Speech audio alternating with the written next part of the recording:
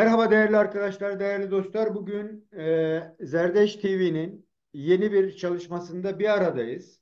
Bugünkü çalışmamız yine Kürtlere, Kürdistan'a dair ancak farklı bir boyut ele almaya çalışacağız.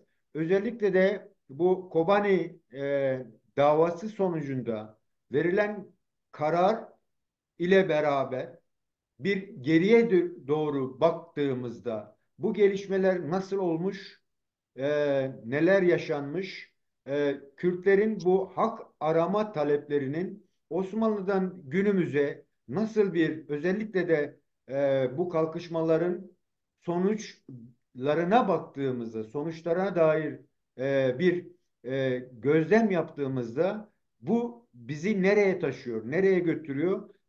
Var mı devletteki bir yani iktidar erkinde daha doğrusu diyelim bir değişim var mı yok mu onu gözlemleyeceğiz. Dolayısıyla da buna bakarken Osmanlı İmparatorluğu'nun dağılma süreciyle beraber ve yeni ulus devletlerin ortaya çıkışıyla beraber Anadolu'da değişik farklı şeyler oldu.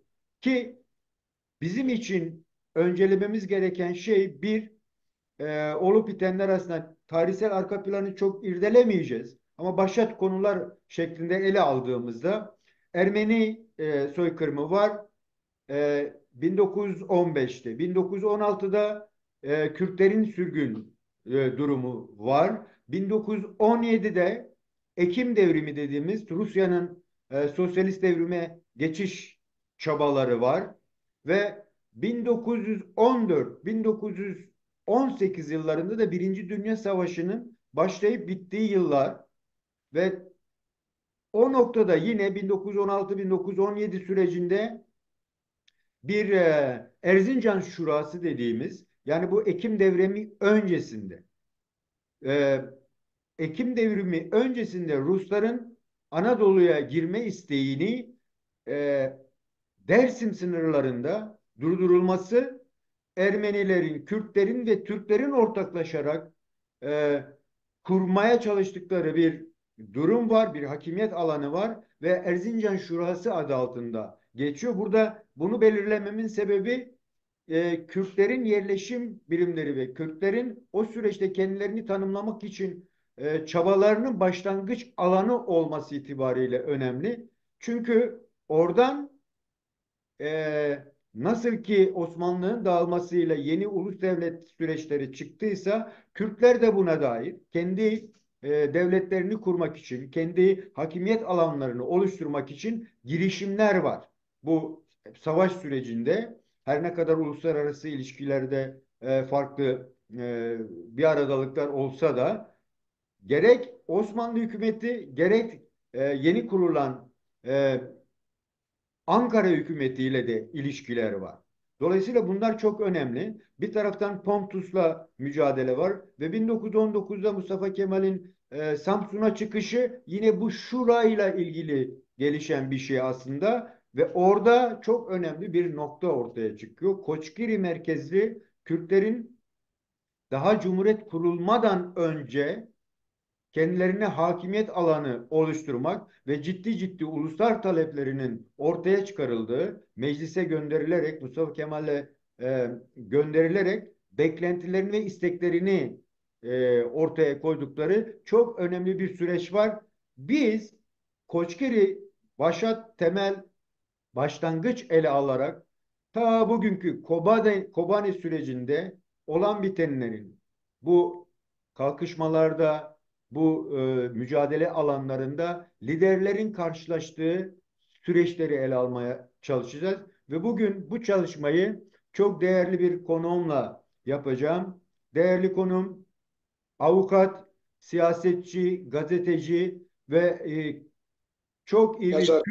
Kürt entelektüeli olan sevgili Serhat Bucak'la konuşacağız bunu ve bu çalışmamızı umarım yani sadece liderler bazında ele almayı düşünüyoruz. Arka planları değerli arkadaşlarımız araştırma ile farklılaştırabilirler. Biz sadece Osmanlı'daki ve Türkiye Cumhuriyeti'de iktidarın Kürtlere karşı özellikle de liderlerine karşı tutumlarındaki değişim var mı yok mu? Varsa neden? bunu çözümlemeye çalışacağız. Serhat abi merhaba, hoş geldin. Nasılsın? Hoş bulduk. Sağ olasın. Teşekkür ederim.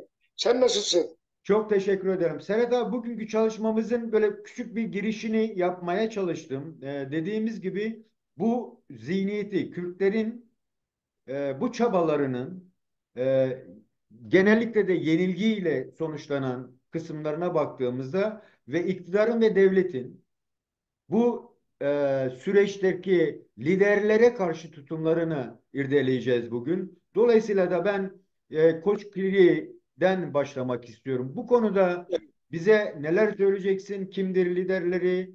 E, yani bu süreç biterken iktidarla olan şeyleri ve sonuçta nasıl oldu? Yargılamalar nasıl oldu? Yargılandılar mı? Öldürüldüler mi? Ne oldular? Kaçtılar mı? Yani sürüldüler mi? Buna dair bize neler anlatacaksın? Koçgiri başta olmak üzere. Buyurun. Koçgiri'de biliyorsunuz ilk önce Kürt Tali Cemiyeti'nin bir şubesi vardı Koçgiri'de. Ve bu şubenin başında e, hepimizin bildiği gibi Alişer Bey, yani Dersim Hareketi'nin Genelkurmay Başkanı olan Alişer Bey ve eşi Zarife Hatun ve onunla birlikte Doktor Nuri Dersimli vardı. O zaman Koçkiri aşireti, yani Koçkiri aşireti Sivas'ın Divriği, Zara, Hafik, İmranlı bölgelerinde mukimdiler. Evet. Bu bölgede Koçkiri aşiretinin reisi Mustafa Bey'in çocukları Alişan Bey ile Haydar Bey var. Alişan Bey ve Haydar Bey var. O zaman 1921'de bir ultimatom gönderiliyor Ankara'ya.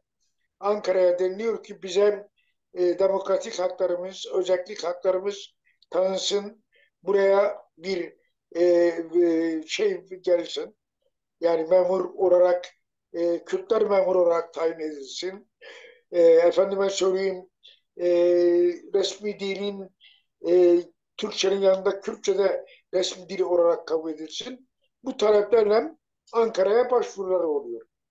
Tabii Ankara'dan bir cevap gelmeyince 5 Mart 1921'de Koçgiri hareketi başlıyor. Evet. Koçgiri hareketi başlayınca e, Doktor 3. Ordu Komutanı e, Sakallı Nurettin Paşa hareketi bastırmak üzere e, görevlendiriyor. Evet. E, ve çatışma çıkıyor. E, Koçgirililer 1.000 kişilik bir kuvvetten şeye giriyorlar, İmraniye'ye giriyorlar. Bir takım civardaki köyleri alıyorlar. Aslında bunların hedefi sadece Sivas ve bağlı kazalar değil.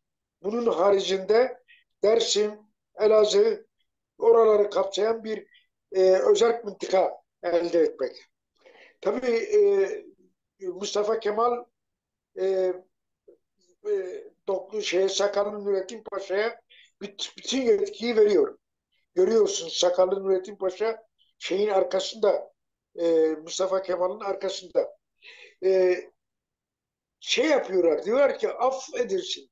O arada aşiretler başvuruyor. Af istiyorlar. Yanlış yapıldı diyorlar. Efendim bize affedin diyorlar.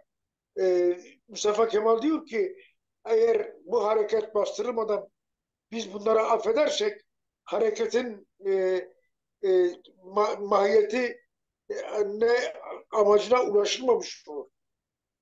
Ve Sakallı Nurettin Paşa'nın yaveri kendisinin kurmay başkanı yine Dersim hareketi sırasında Dersim Kolordu komutanı olarak göreceğimiz Abdullah Alpdoğan var.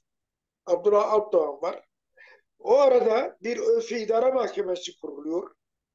485 tane sanık var. Cumhurbaşkanlığı belgelerine göre Cumhurbaşkanlığı belgelerine göre bu 285 kişiden 485 kişiden 250'si şey oluyor, 250'si e, efendime söyleyeyim tahliye ediliyor. Ama ondan sonra geriye kalanlar ne oluyor, nasıl cezalandırılıyorlar? O konuda herhangi bir bilgimiz yok.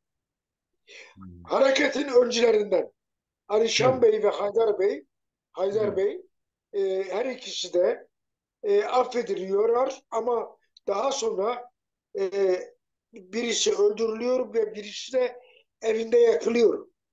Yakılıyor. Yani e, onların hakkındaki e, ölüm kararını hareketin bitişinden sonra e, uygulamaya Anlıyorum. başlıyorlar.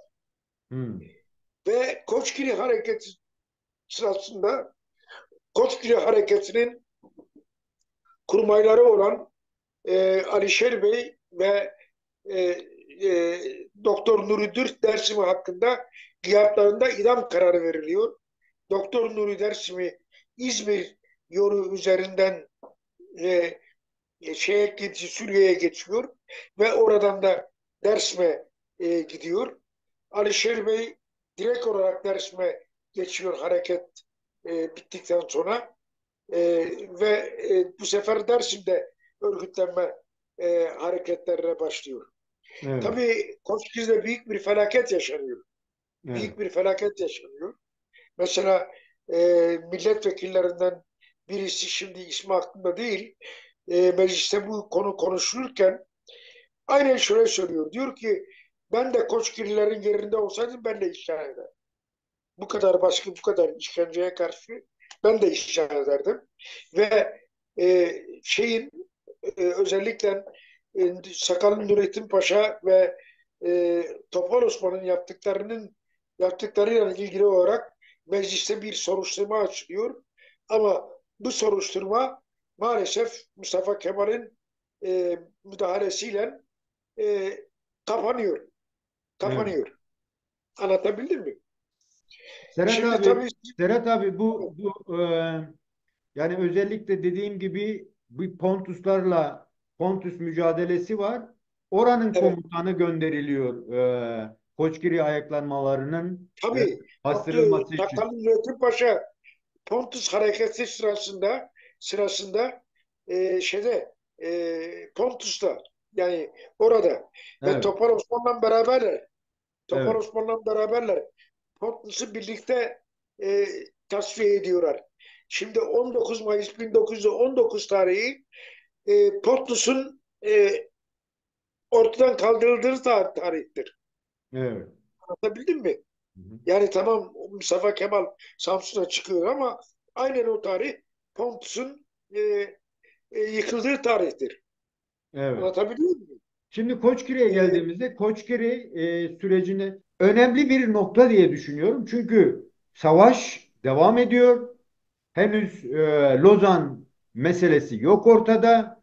Cumhuriyet henüz kurulmamış ve savaşın bittiği ve Kürtlerin hak aradığı bir süreç olarak görüyoruz. Çok önemli. Yani varsayalım ki Kürtlerin başkaldırısının Cumhuriyete değil aslında. O anki mevcut hükümete. Dolayısıyla da İstanbul hükümeti de devrede ama Ankara hükümeti de devrede. Çok önemli bir süreç diye düşünüyorum. Yani Koçgiri o nedenle çok önemli. Bir, ikincisi tabii, e, orada yaşayan halkların gerçekten de Dersim kökenli olmaları ve özellikle Alevi olmaları da önemli bir nokta. tabii, E, tabii. çünkü Oradaki Koşkilli Kürtler inanç olarak Aleviler hepsi. yani bunu Biliyorsunuz. şuraya getiriyorum.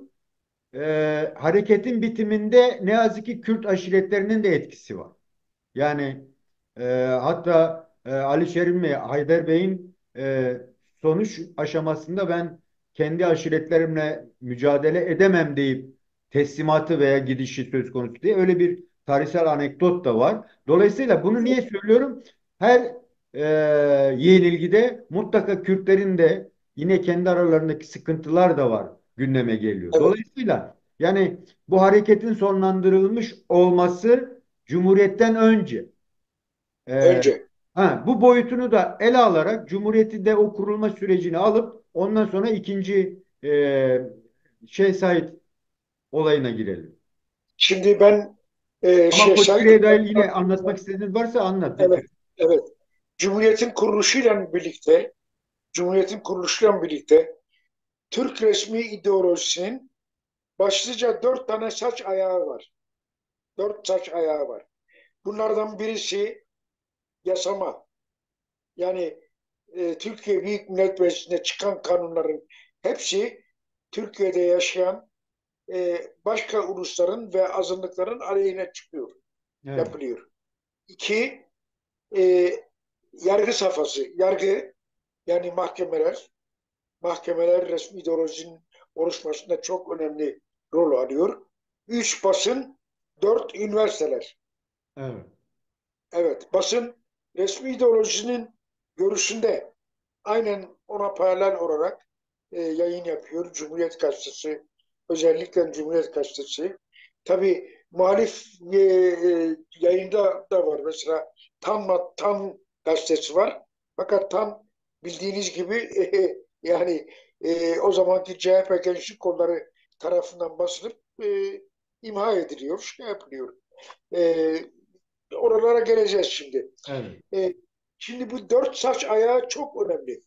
Hı hı. Dört saç ayağı çok önemli. Şimdi Şeyh Said hareketine geldiğimiz zaman Şeyh Said hareketi Şeyh Said hareketi deniliyor. Ben ona 1925 Kürt Milli Hareketi diyorum. Evet. Çünkü e, devletin Genelkurmay'ın bir tamimi var. Bir tamimi var. Yani şunu söylüyorlar.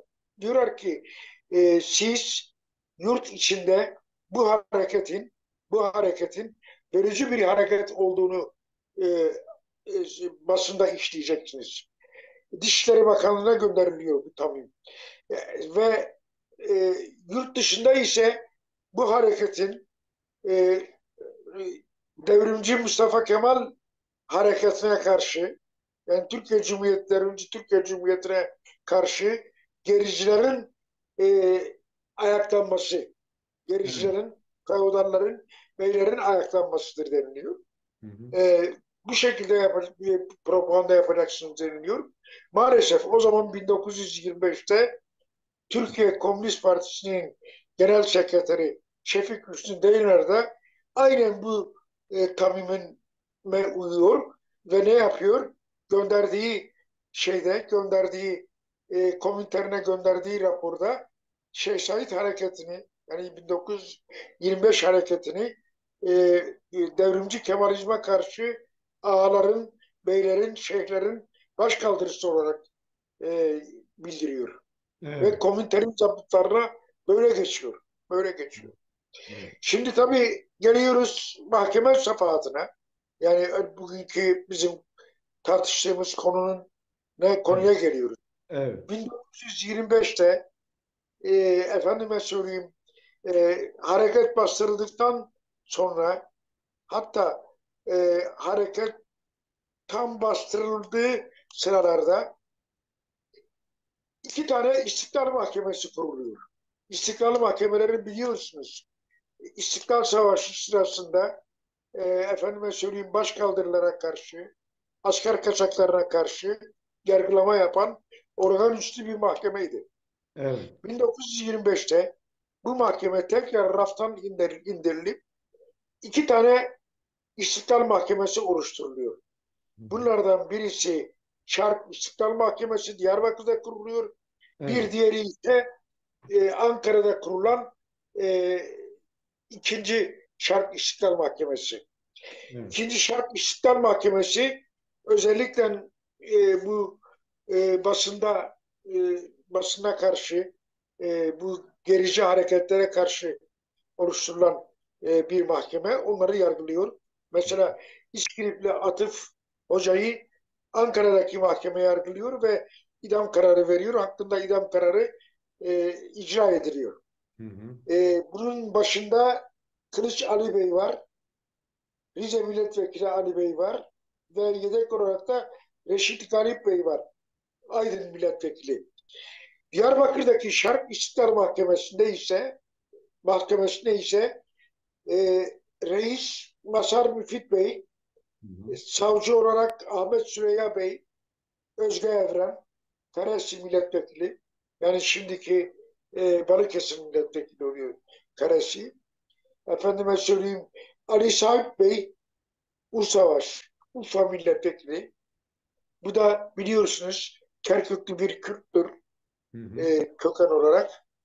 E, ve efendime söyleyeyim yedek üye olarak da e, Avni Bey, Avni Doğan, bir de üye olarak Lütfü Müfit Bey, Kırşehir milletvekili. Şimdi bu mahkemeler enteresan mahkemelerdir. Hukukta bir tabii hukuk, tabii hakim müessesesi vardır. Yani sanıklar daha önceden kurulmuş olan mahkemelerde e, yargılanır. Daha önce kurulmuş ve atanmış olan hakimler tarafından yargılanır. Olağanüstü rejimler döneminde ise böyle olağanüstü mahkemeler oluşturuluyor, oluşturuluyor ve ne yapılıyor? İşte o oluşturulan mahkemelere kendi adamlarını tayin ediyorlar ve bu şekilde sanıkları yargılıyorlar. Sanıkları yargılıyorlar.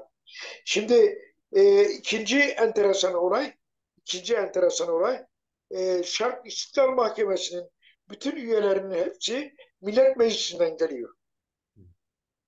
Millet Meclisi'nden seçiliyor.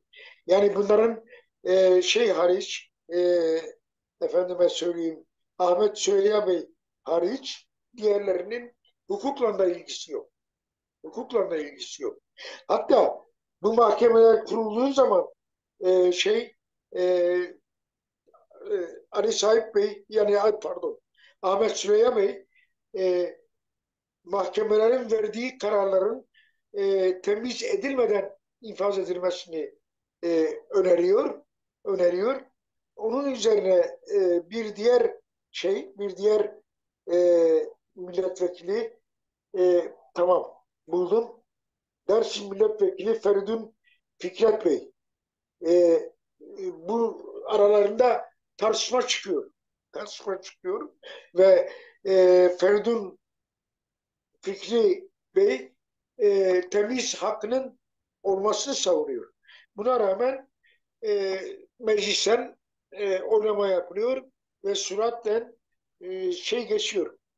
İstiklal Mahkemesi e, yasası yeniden geçiriliyor ve ekleniyor. Yani verilen hükümler temiz hakkı yoktur.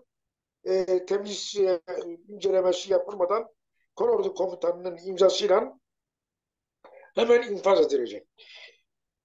Diyarbakır'da ilk İstiklal Mahkemesi'nde verilen idam kararı Doktor Fuat'la Karacadağlı e, Şeyh Eyüp Gülpınar Gülpınar'ın hakkında verilen idam kararıdır.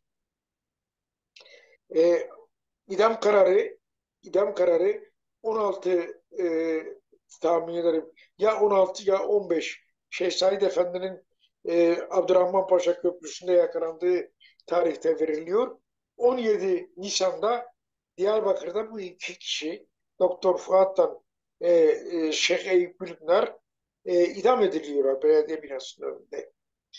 Şeyh Eyüp, Cenab-ı Şeyh Eyüp Gülpınar daha önce Türkiye Cumhuriyeti'nin devletinde Mesut Yılmaz'ın son kabinesinde yani ilk 91'deki kabinesinde devlet bakanıydı. Onun torunu. Onun Eyüp Cenab Gülpınar'ın oğlu da sene 3 dönem AKP'de milletvekilliği yaptı ve Erdoğan'a danışmanlık yapan kişidir. Anlatabiliyor muyum? Şimdi İstiklal mahkemeleri çok enteresandır. Çok enteresandır. Mesela bir var, e, ne diyorlar ona, darb-ı mesel mi diyorlar, darb-ı mesel değil de bir bağışlama var. Hı hı. E, bir mahkemede deniliyor ki sanığın idamına duruşmanın falan güne talihine. Evet. Böyle enteresan bir mahkeme. Evet. Enteresan bir mahkeme. Yine mesela bir çoban yakalanıyor. getiriliyor. Çoban Türkçe bilmiyor. Vay efendim sen nasıl Türkçe bilmezsin? Tercüman da tayin edilmiyor ve alelade bir mahkeme yapılarak kendisi hakkında idam kararı veriliyor. İdam kararı veriliyor. Bir müddet sonra savcı Ahmet Süreyya Özgeeven'in rüyasına geliyor bu çocuk. İdam edilen çocuk. Diyor Evet. ki beni niye idam ettiniz? Ben Türkçe bilmediğim için mi beni idam ettiniz? Günah değil miydi bana? Ertesi gün savcı hakimlerle tartışıyor. Bazı kararlarda yanlışlık yaptık diyor. Bu durum İsmet Paşa'ya intikal ediyor. İsmet Paşa Ahmet Süreyya Özgeeven'e bir telgraf çekiyor. Diyor ki siz işinize bakın. Böyle arkadaşlarınızla tartışmalarınızı bırakın. Bir an evvel size tevdi edilen işleri bitirmeye bakın. Evet. Bitirmeye bakın. Şimdi tabii Şark İstiklal Mahkemeleri sadece Diyarbakır'da değil, bir şişesi de 1926'da şeye taşınıyor, Elazığ'a taşınıyor ve Elazığ'da da 200'e yakın idam kararı veriliyor ve bu idam kararları infaz ediliyor. Diyarbakır'da Şeyh Said Efendi ve 46 arkadaşı hakkında 29-28 e, Haziran'da e, idam kararı veriliyor. 29 Haziran sabahı verilen karar Kolordu Komutanı tarafından imzalanarak infaz ediliyor. Evet. Anlatabildim mi? Yani bütün olaylar daha önceden hazırlanmış vaziyette. Böyle bir olağanüstü mahkeme. Olağanüstü mahkeme ve bu mahkemelerin tarafsızlığı söz konusu değil. Söz konusu değil. Zaten mahkemeler Türkiye Cumhuriyeti tarihi boyunca hem sosyalistlere hem de Kürtlere karşı hep böyle acımasız olmuştur ve bu mahkemelerden çıkan kararlar şart olarak her zaman sosyalistlerin ve Kürt meselesini demokratik yoldan savunanların karşısına çıkmıştır. Peki. Evet. Serhat abi bu noktada Şimdi 141, 142 Serhat abi biliyorsunuz. Serhat abi Evet, bir şey soracağım burada. Şimdi evet, Koçgiri'yi ele aldık. Henüz Osmanlı sonuçlanmamış. Yani daha belli değil ne olacağı. Dolayısıyla evet, aslında talepler orada ama e, Koçgiri'nin liderleri affediliyor bir şekilde. evet, Yani onlarda idam da yok, şey de yok, hapis de yok. e, evet. gördüğüm kadarıyla. İdam Ancak kararı verilmiyor onların hakkında. ha yani Yani affediliyorlar, serbest bırakıyorlar ama ondan sonra öldürüyorlar. evet, Birisi içinde evet bir evde şekilde yatıyorlar, öldürülüyor. öldürüyorlar. O şekilde yok ediliyor. Ancak şey Said olayına geldiğimizde Cumhuriyet kurulmuş, Osmanlı tükenmiş. Nasıl ki Koçgiri'de bazı liderlerin hükümetle ilişkileri varsa yani Osmanlı'nın ya paşaları ya memurları aynı şekilde Halil Cibran'ın mesela yüzbaşı e, Kasım var, Yüzbaşı Halil Cibran var vesaire. Onların öncesinde, başkaları öncesinde tutuklamaları var. Yani yine girift bir şey var aslında. Yani devletin devamlılığı söz konusu gördüğüm Tabii kadarıyla. zaten Ama olan Türkiye ne? Cumhuriyeti Heh, Osmanlı İmparatorluğu'nun devamıdır yani. Başka bir evet. şey değil. Hı hı, Ve Türkiye Cumhuriyeti'ni kuran kadrolar İttihat Terakkiçilerdir. İttihat evet. Terakkiçilerdir. Ha, yani Dolayısıyla şey, Kürtlerin talep istemelerine zihniyet değişmiyor. Bunu değişmiyor söylüyorum. tabii. Evet, Değişmiyor. evet. Değişmiyor ama Kürtler maalesef Koçgiri hareketinden ders almıyorlar. Hı, Yani nasıl? Koçgiri'den sonra da yine Mustafa Kemal'i desteklemeye devam ediyorlar. İşte Mustafa Kemal ondan sonra 1922'de Türkiye Büyük Millet Meclisi'nde uygulamaya konulmayan Kürtlere özellik anlaşmasını e, meclisten geçiriyor. Ama tabii bu anlaşma hiçbir bu kanun hiçbir zaman yürürlüğe girmiyor.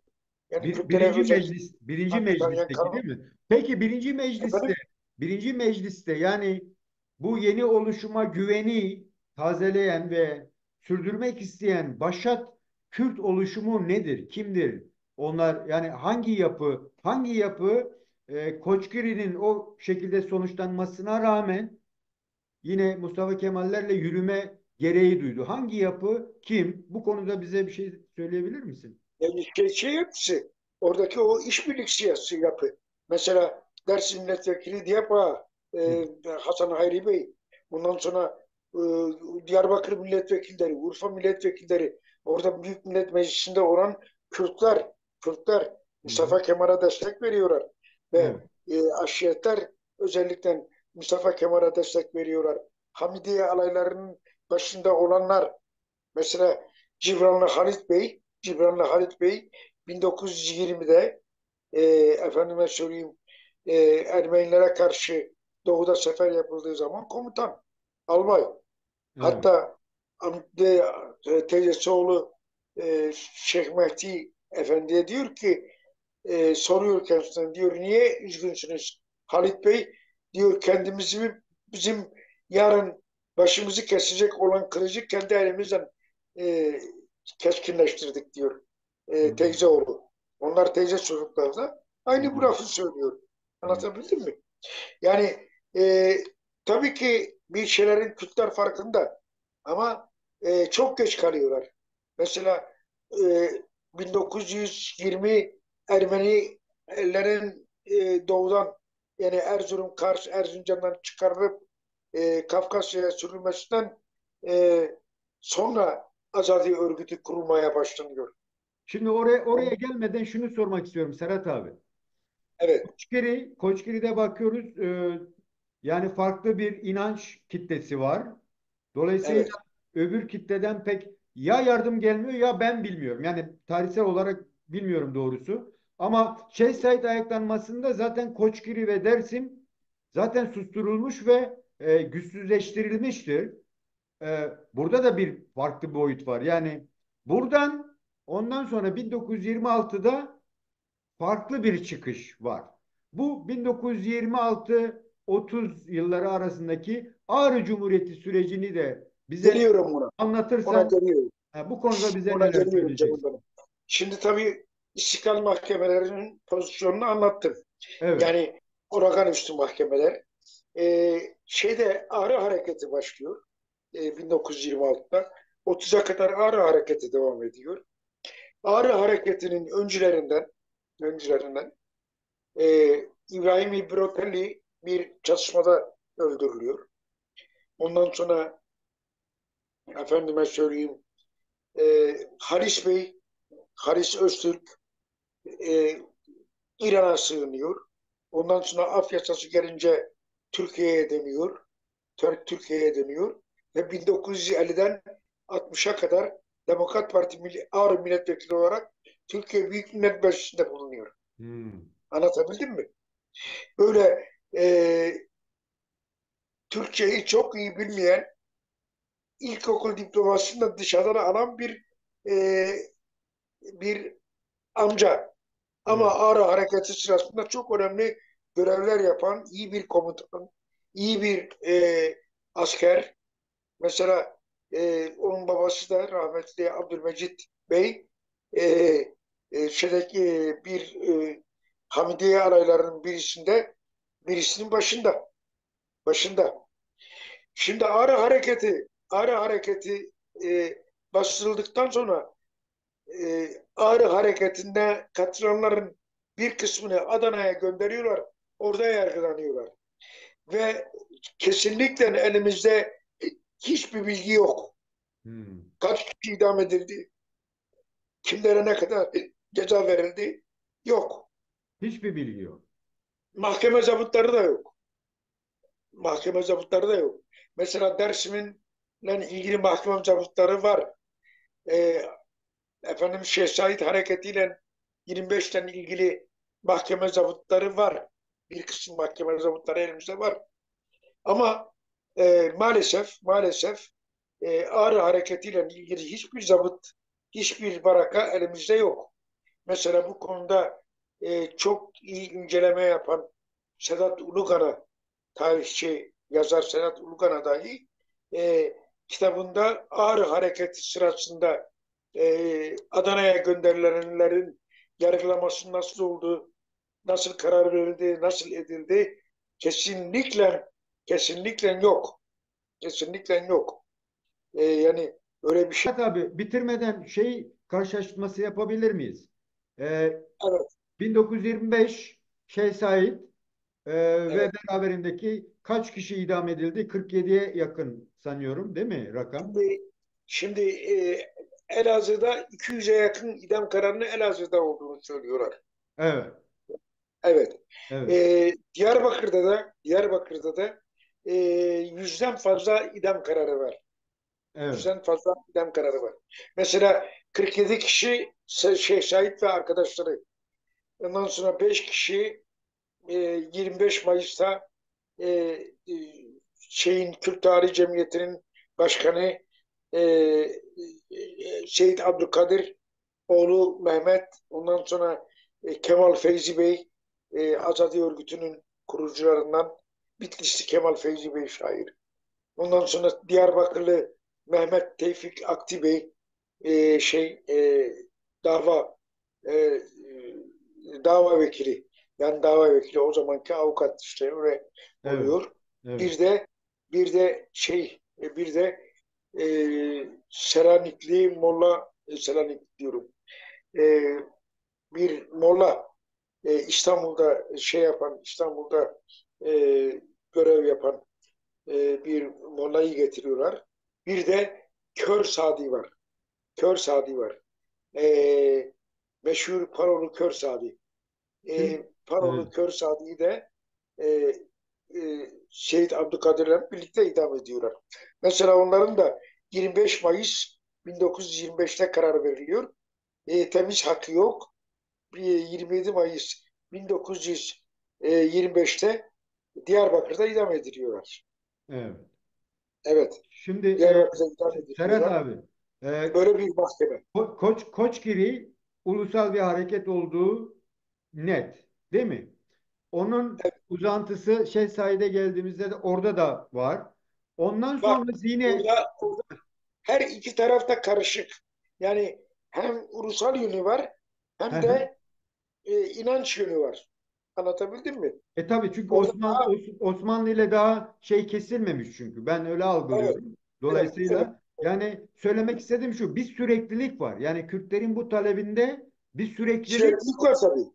Bu Ağrı Süreklilik var. isyanının oluşu da, Ağrı Cumhuriyeti'nin kurulma süreci de bu her iki grubun çalışması Tabii. mı, Hemen yoksa 25'in başka bir şey mi? arkasından 26'da Ağrı Hareketi başlıyor. İşte onu Ağrı diyorum. Yani Hareketi'nin Koçgiri ile Said'in aslında birleşerek mi yaptıkları bir şey, yoksa onlardan kaçıp, yani güneye kaçıp tekrar örgütlenip yeniden bir başlangıç mı? yok, Koçgiri Hareketi ayrı. Koçgiri Hareketi ayrı canım benim.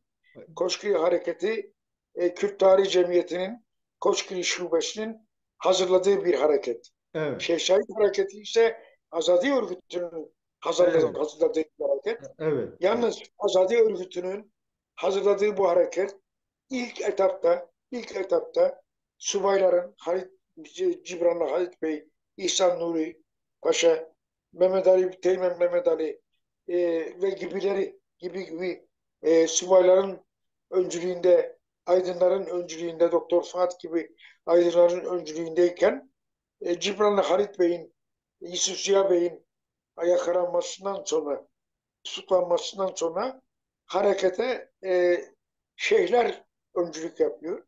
evet, Bu şeyhlerin de herhangi bir şekilde askeri bilgileri yok, şeyleri yok. Gerekli hazırlıklar henüz daha tamamlanmadan 13 Şubat 1925'te planda bir provokasyonla erken doğum yaptırılıyor ve hareket başlıyor o şekilde. Şimdi evet, böyle bir silsile geliyor. Ağrı hareketi sırasında dediğim gibi o mahkum sanıkların Adana'da yargılandıkları sabit. Ama yargılama sonucunda yargılama sonucunda ne tür bir karar verildi? İdam kararları var mıydı? Bu idam kararları infaz edildi mi, edilmedi mi? Bu konuda net bir bilgi yok. Maalesef elde hiçbir zabıt yok. O mahkeme zabıtlarının hepsi SEKA'ya gönderilmiş. SEKA'da tekrar yeniden kağıt şeklinde getirilmiş. Böyle bir şey. Serhat abi burada bir şey daha sormak istiyorum. Yani Evet. e, bu Kürdistan'ı sömürge olarak kullanan ülkelerin bir ilişkisi de var bu Ağrı Cumhuriyeti sırasında. Yani İran'la Türkiye'nin bir toprak değişimi de söz konusu Tabii Cumhuriyet'in önlenebilmesi Ağrı'da için. onun Bu da ülkesi var çok tabii. önemli bir şey tabii. Bir de Tabii. İran'a Şimdi kaçış bakın, var mı? İran Kürdistan'ına kaçma veya kurtulma şeklinde bir çıkış da var mı Ağrı Cumhuriyeti'nde? Ağrı hareketi başladığı zaman İran Şahı ile Türkiye'nin arası iyi değil. İyi Hı, değil. Özellikle o koridorda Makü Kürtleri Ağrı'daki kardeşlerine yardıma geliyorlar. hı, Erzak gönderiyorlar. Cephane gönderiyorlar. evet. Ve bu hudut değişimi ve İran'la bir e, anlaşma yapılmadan çözülmeyeceğini Mustafa Kemal anlıyor. Anlıyor. Ve özellikle şeyi değiştiriyor. E, efendime söyleyeyim, büyükelçiyi değiştiriyor. O zamana kadar e, söyleyeyim, Hüsrev Bey'i e, Hüsrev Bey'i gösteriyorlar. Hüsrev Hüsrev. Bey'i gönderiyorlar ve Hüsrev Bey'den önce Memduh Şevket Bey Tahran'da büyükelçi. Bakıyorlar ki Memduh Şevket Bey bu işi yapamıyor. Hüsrev Bey'i gönderiyorlar ve Hüsrev Memduh Bey Şevket bizim bildiğimiz Memduh Şevket mi? Memduh Şevket Bey e, Kürt mü? Memduh Şevket Bey Esendal. Memduh Ha, Şevket Esendal. okey. Ha, Memduh Şevket Esendal. Ne? Hüsrev Gerede. Hı Hüsrev hı. Gerede'yi gönderiyorlar. Onun yerine tayin ettiriyorlar. Evet. Ve o arada Mustafa Kemal'le Şah görüşüyorlar. Şah evet, Şah Ankara'ya geliyor ve Türkiye ile İran arasında bir anlaşma yapılıyor, dostluk anlaşması yapılıyor. E, e, Biliyorsunuz, o zaman Küçük Ağrı'yı Türkiye hudutları içerisine alıyorlar. O Minbit köşedeki araziyi de İran'a bırakıyorlar. Hmm. Ve bu şekilde Ağrı'yı çembere alıyorlar. Peki hareketin başat liderleri kim öne çıkıyor? Burada Ağrı kim? Hareketi'nin ilk baştaki lideri İbrahim Broteli'dir. Evet. İbrahim Broteli Doğu Beyazıt'ta e, Rusya'nın öncülüğündeki Ermeni seçimde Ermenilerin Doğu Beyazıt'ı işgal etmek istemesi üzerine direnen ve Doğu Beyazıt'ı Rusların elinden alan adamdır. İbrahim Broteli. Hı hı. İbrahim İbrahim Broteli. Evet. İbrahim diyorlar. İbrahim Telli. Bu vatandaşı 1926'da sürgün yasası çıkarınca Ağrı, Kars ve Erzurum bölgesinden de insanları sürgün etmek istiyorlar. Tabii Erzurum bölgesinde Şeyh Said'in ailesi var. Onları gönderiyorlar. Onun haricinde o mıntıkada güçlü olan aşiret reislerini de toplayıp göndermek istiyorlar. Ve bir sabah İbrahim Brotelli'nin o zaman İbrahim Brotelli ikinci bir evlilik yapmış. Müftüsünün kızıyla evli. Doğu Beyazıt müftüsünün kızıyla evli. Doğu Beyazıt'ta bir şeysi var. Bir bakkal dükkanı var. Bakkal dükkanı var. Köyüne gidiyorlar. Köyde bulamıyorlar. Oğlu hemen geliyor Doğu Beyazıt'a. Baba diyor, seni arıyorlar. İbrahim İbrotelli e, teslim olmuyor. Dağa çıkıyor ve Ağrı hareketi onun dağa çıkmasıyla birlikte başlıyor. Ancak e, 6 ay sonra, yani 3 ay veya da 6 ay sonra e, İhsan Nuri Paşa geliyor. İhsan Nuri Paşa geliyor, Nuri Paşa geliyor ve işi organize ediyor. E, Siyasi sorumluluğu İbrahim Büyükatlı'ya bırakıyor. Askeri sorumluluğu kendisi üzerine alıyor. Yani Anlatabildim mi? Koçgiri de var, değil mi? Evet. Koçgiri de var. Şimdi bir de Tabii. Ağrı isyanında var. Ağrı geliyor. Çok önemli. İşte Heh. Koçgiri, ondan sonra Said Hareketi, 25 Hareketi, onun Said Hareketi'nden sonra Bican hareketi var. Köye gidiyorlar. 400 tane köyü yakıyorlar. Hı hı. Ondan sonra insanları diri diri yakıyor. Neyse. Onlara hiç Ya, girmeyelim. ya, Mahkeme sefahatleri bizim için evet. önemli konumuz o. Şimdi o zaman Şimdi yani bu Ağrı hareketi hareketi sonucunda bitiyor. çok netlik yok diyelim. Şimdi Netlik yok 1930'da mahkemenin 30'da sonucunda. bitiyor. He. 30'da Evet. bitiyor. 30 ile 35 arasında müthiş bir durulma aşaması görünüyor. Yani bir Var, hareket, orada bir Sason hareketi var. bir tek Sason var. Sason hareketi var. Ha, o Ondan sonra Ali Yunus hareketi var. Böyle ufak ufak parça parça hareketler var. Hı hı. Fakat en önemli hareket Dersim hareketi.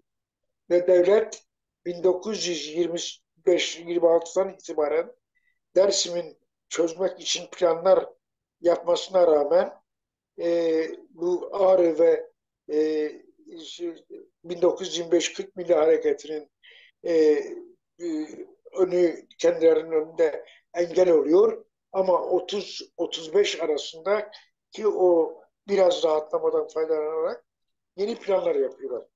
Ne yapıyorlar? İşte rapor yazıyorlar. İsmet Paşa yazıyor, Fevzi Çakmak yazıyor, bilmem Elazığ valisi yazıyor. Yazıyor, ha yazıyor. Hepsi yazıyorlar. Dolayısıyla Ve Serhat abi burada çok net bir şey çıkıyor ortaya. İstanbul hükümeti ile Meclisi Mebusan ile yeni Türkiye Cumhuriyeti'nin aslında zihniyeti değişmiyor Kürtlere karşı. zihniyet olarak farkları Heh, yok.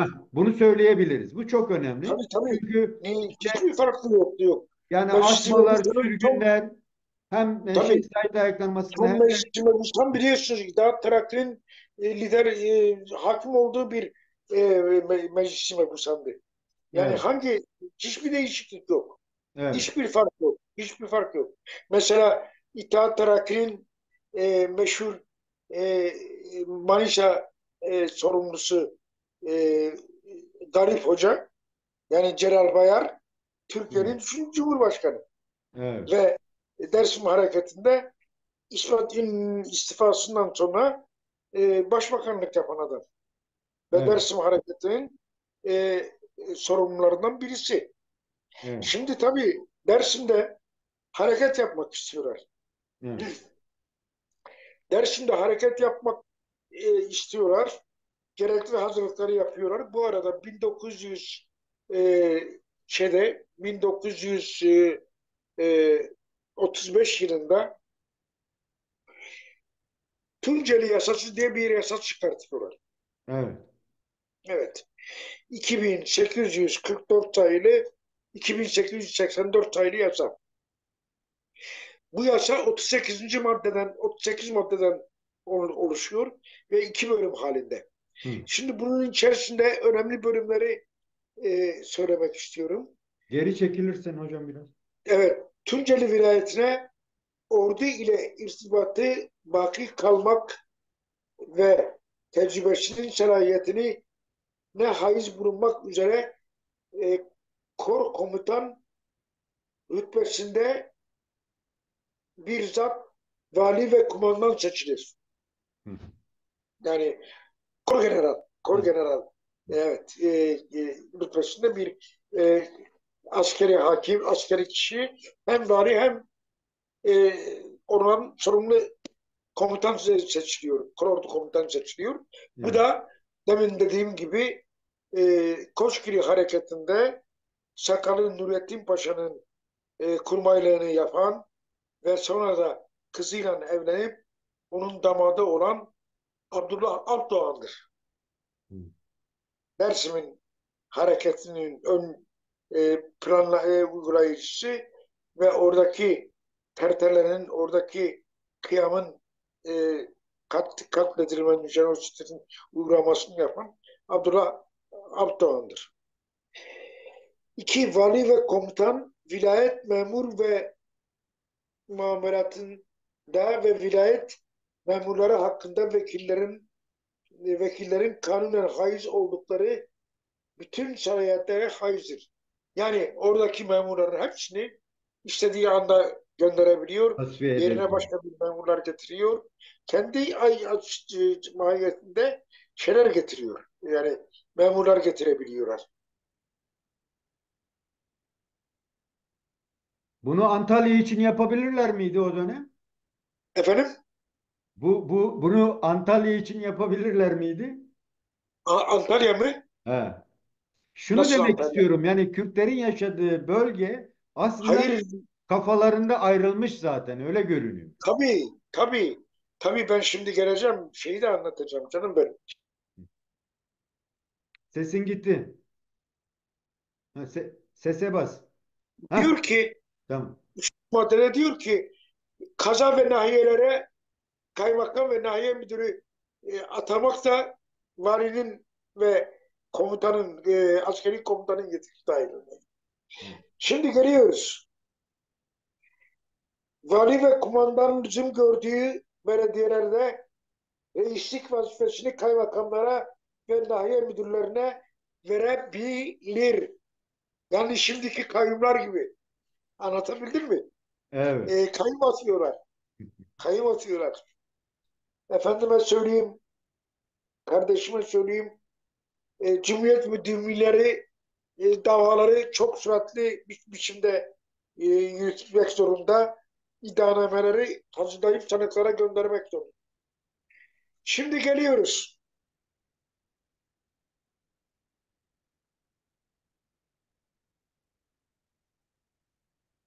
İl baylık, il baylık yani vilayet içindeki ceza mahkemelerinden verilen hükümler temize tabi olmayıp katıdır. Katıdır. Yani Elazığ Mahkemesi'nde biliyorsunuz pazartesi akşamı onu geleceğiz. Oraya geleceğim. E, verilen karar veriliyor ve idam kararı hakkında idam kararı verilenler diğer sanıklardan ayrılıp getirilip buğday pazarında idam ediliyor. Temiz hakkı yok. Yani dünyanın hiçbir ülkesinde böyle bir şey yoktur. Hukukta böyle bir şey yoktur. Temiz hakkı. Yani sen belki senin ağır ceza mahkemen şey oldu, e, yanıldı Ya ama şey yok, götürüyor. Efendime söyleyeyim, Serhat abi geriye yaslan. Tunceli vilayeti içinde oturanlardan biri tarafından Elaziz, Malatya, Sivas, Erzincan, Erzurum, Gümüşhane, Bingöl vilayetlerine geçerek buralarda Türk Ceza Kanunu'nun 9. babının 1. ve 10. babının 2. fasıllarında yazılı suçları işleyenler bunların ortak ve yatakları ve yukarıda ismi geçen komşu vilayetlerde işlenmiş olup Tunceli vilayeti içinde işlenen suçlarla irtibatlı olan suçlar Tunceli vilayetindeki salayetli makam ve mahkemelerce bu konudaki usule göre takip ve muamele olunur. Yani Gümüşhane'de birisi bir suç işleyecek ama gelip de Tunceli'de yani yargılanacak. Dersim'de yargılanacak. Böyle bir şey yok yani. Ceza usul mahkemelerinde yer itibariyle salayet vardır. Kanun itibariyle salayet vardır. Suçlar işlendikleri yer mahkemesi tarafından yargılanıyor. Hı hı. Anlatabildim mi Ya canım benim? Şimdi Dersim hareketi tabii ki o da bir provokasyon sonucu başladı. Şeyin e, Seyit Rıza'nın oğlunun o komşu aşiret tarafından öldürülmesi üzerine, onların üzerine Seyit Rıza gidiyor. Onun arkasından işte Pah Köprüsü, Tahta Köprü var. Orada bir karakol var. Karakolda askerlerin kadınlara kötü muamele de böyle zamansız başlıyor. Erken doğum yaptırılıyor. Şimdi tabii mahkeme safahatına geliyoruz. Aynı şeyler oluyor. Hı hı. Tunceli Kanunu aynen uygulanıyor. Aynen uygulanıyor. Evet. Mesela Elazığ'da Seyit Rıza ve arkadaşlarının yargılanması davası. Hı hı. Ne oluyor? Gidiyor, İhsan Çabri Çağlayangil oraya görevli olarak gidiyor.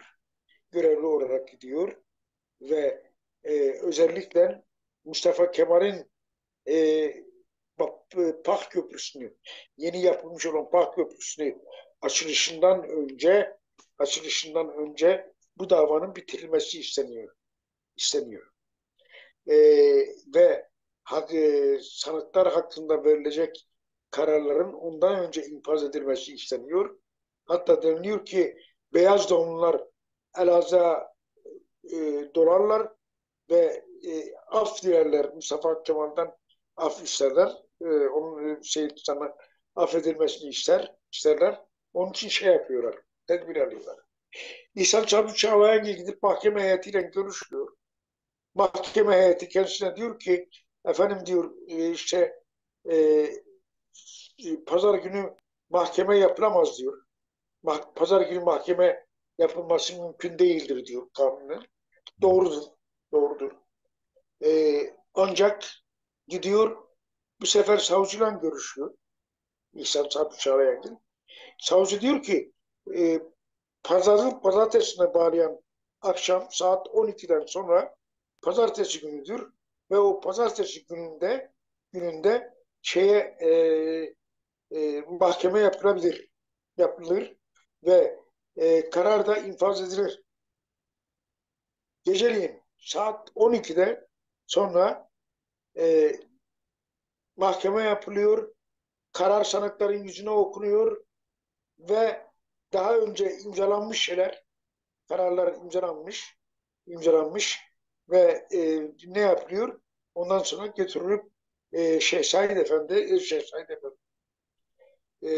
Gorbeyi nur içinde yatsın, Seyit Rıza ve altı arkadaşı Buğday Pazarı'nda e, idam ediliyorlar.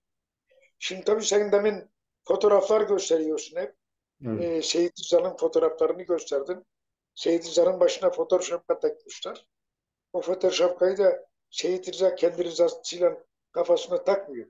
Onu devlet takıyor ki yani biz Dersim'e getirdik. Dersim'e biz e, ne getirdik? Dersim'e biz Medeniyet. Medeniyet. medeniyet getirdik. Medeniyet getirdikleri şeklinde yapıyorlar. Onu özellikle Olay koydum. bu. Ha, onu Olay bu. özellikle koydum ya. O Evet. farklılığı. Şimdi Seyit Rıza'nın mahkemesi çok ilginç. Seyit Rıza'nın yaşı büyük. Yaşı büyük. Seyit Rıza'nın yaşını küçültecekler. Bu meşhur şeyinde de vardı. Malatya milletvekili. Bu şeyin babasıdır. E,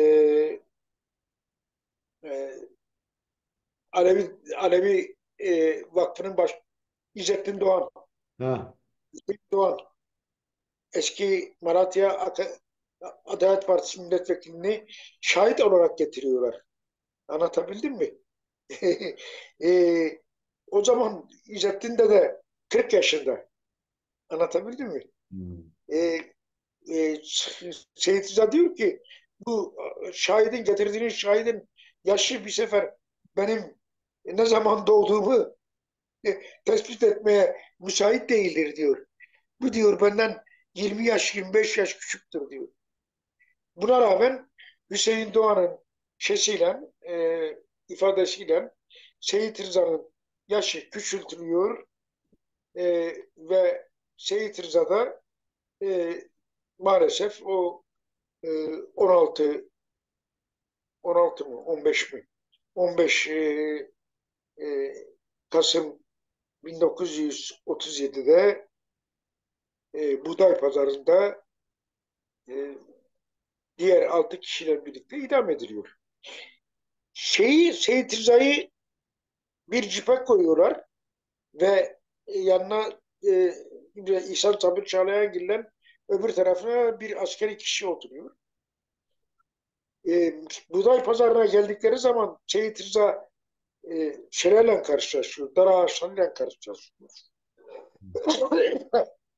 Dönüyor İhsan Sabri Çağlayangil'e, beni idam ettirmek için mi geldin diyor buraya diyor. Ankara'dan memur olarak tayin edildim. Seyit Rıza cevap vermiyor. Fakat İhsan Sabri Çağlayan'ın söylediği bir şey var. Diyor şeyde sıra kendisinden evvel onu e, Hüseyin İreş Hüseyin İreş'i idam etmek istiyorlar. Seyit Rıza diyor ki benden evvel oğlumu idam etmeyin. E, Ben oğlumun idam edildiğini görmeyeyim. Ama maalesef onun Reşit gözü Hüseyin önünde diyor. oğlu Hüseyin İreş'i idam ediyorlar.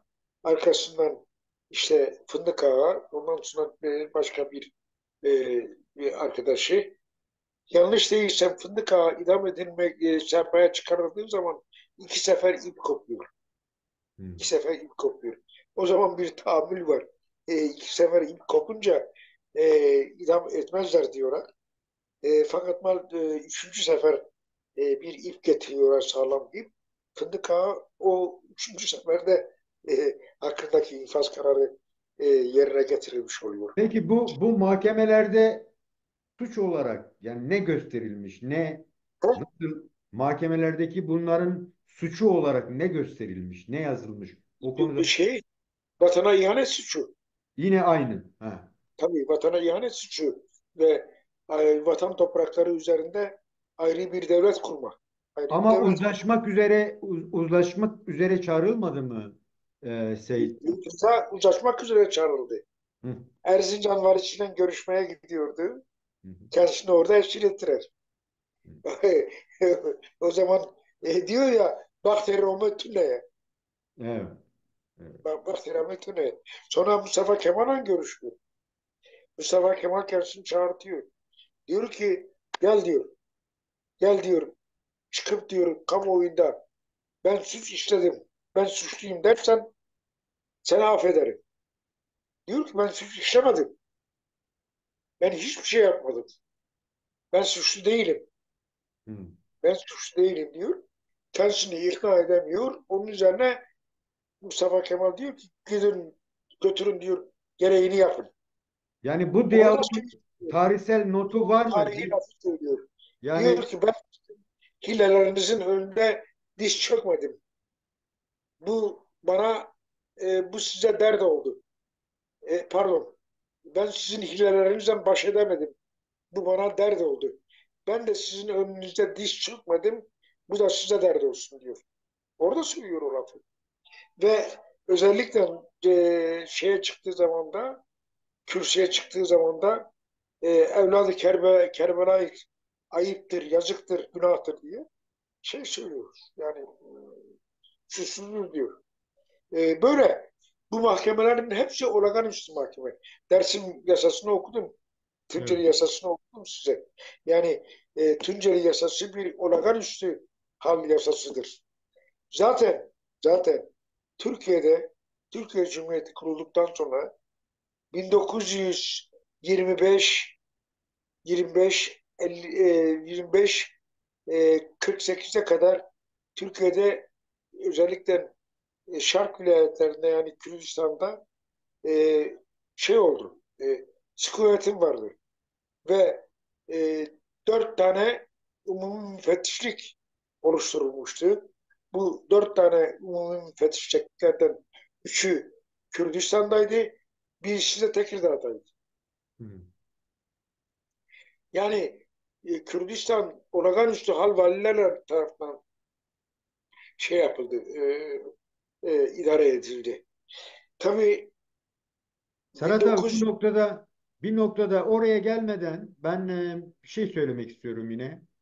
Gerek Koçgiri ayaklanmasında, gerek Şehzait, gerek Ağrı ve gerek Dersim'de görüyoruz ki sadece devletin burada etkisi yok. Devletin talebi belli. Yani bana tabi olacaksın. Ama bu aynı zamanda Kürtler arasındaki sıkıntıdan dolayı Kürt aşiretlerinin kendi aralarındaki sıkıntılarının da getirmiş olduğu bir yenilgi süreci aslında. Tabii tabii. Yani 1940'a kadar o Kürt süren. hareketleri şeye ihanet etmeseler, hareketlere ihanet etmeseler, devletle işbirliği yapmasa, e, yani o hareketlerin böyle çok kısa zamanda bastırılması mümkün değil. Mümkün değil. Şeyh Kasım'ın, Binbaşı Kasım'ın ihaneti var.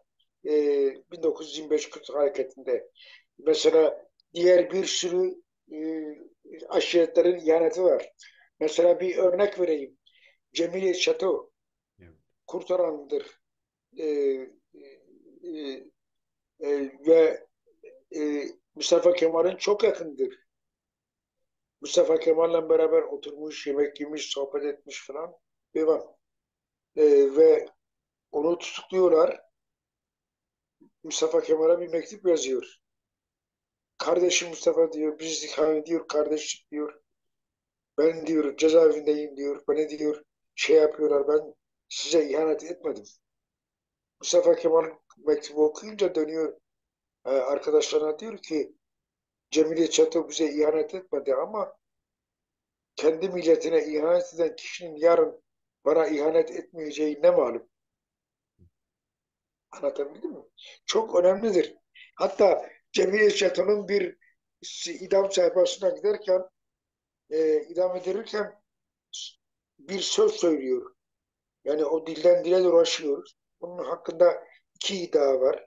Birincisi diyor ki o kurtarandan diyor Elazığ'a giderken, yani kurtaranın dışına çıktığı zaman yedi köyün yolunun birleştiği bir yol var. Yedi köyün yolu orada birleşiyor. Benim diyor mezarımı oraya yapın. Herkes gelsin mezarıma tükürsün. Desinler ki Cemil Çato Jikereketu. Bira devleti hora dost, milleti hora hain. Bira herkes böyle tiki goramın.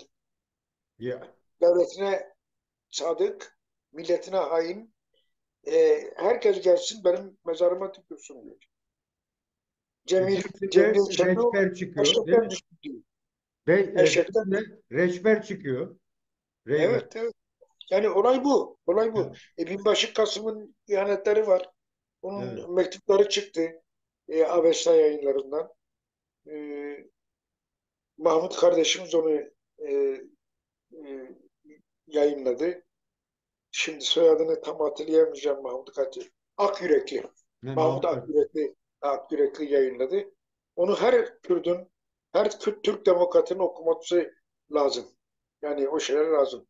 Tabii 1937 Dersim Hareketi sırasında da yine TKP'nin genel sekreteri olan Laz İbrahim iyi bilen iyi bilen e, Komintern'e bir rapor yazıyor aynı şekilde.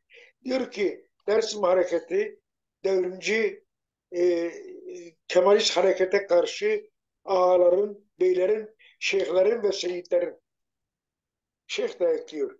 Dersim mıntıkasında şeyh yok değil mi? Evet. Seyit anladım. Seyit var ama şeyh yok. Şey yok. Aynı şeyleri yapıyorlar, aynı şeyleri yazıyorlar. Peki. E, 33'ler olayı var biliyorsunuz. Evet. 33'ler Mustafa Muğral olayı var. Şimdi değerli arkadaşlar, gördüğümüz gibi Koçgiri'den Dersim sürecine baktığımızda bitmeyen bir devletin devamlılığını görüyoruz ve devletin o süreçte uluslaşma süreciyle beraber o katı e, tek etnik siteye dayalı bir çalışmanın getirmiş olduğu işte Ermenilere, Kürtlere, Pontuslara karşı tutum o 1938'e kadar bir değişiklik sağlamıyor. Dolayısıyla da Kürtlerin her bu özgürleşme talebi sürgünle, kıyamla ve idamla sonuçlanıyor. Ne yazık ki burada Kürtlerin de gerek devlete destek bazında gerekse de bu kendilerine hakimiyet alanı oluşturmak üzere yine birbirlerine karşıki tutumlarından dolayı Kürtler kaybetmiş oluyor ve 1938'den neredeyse 1950 yılına kadar göreceli yani bir durağanlık süreci başlıyor. Bu süreçte baktığımız zaman geriye dönüp baktığımızda zihniyette bir değişim söz konusu değil. Batıya göçler çok yoğun bir şekilde yine nüfus karşılaştırmaları var. Kürtlerin bulunduğu yerlere Türklerin sürgün edilmesi var vesaire. Ha, 38'den sonra sessizlik var, sessizlik var. Doğrudur, doğrudur.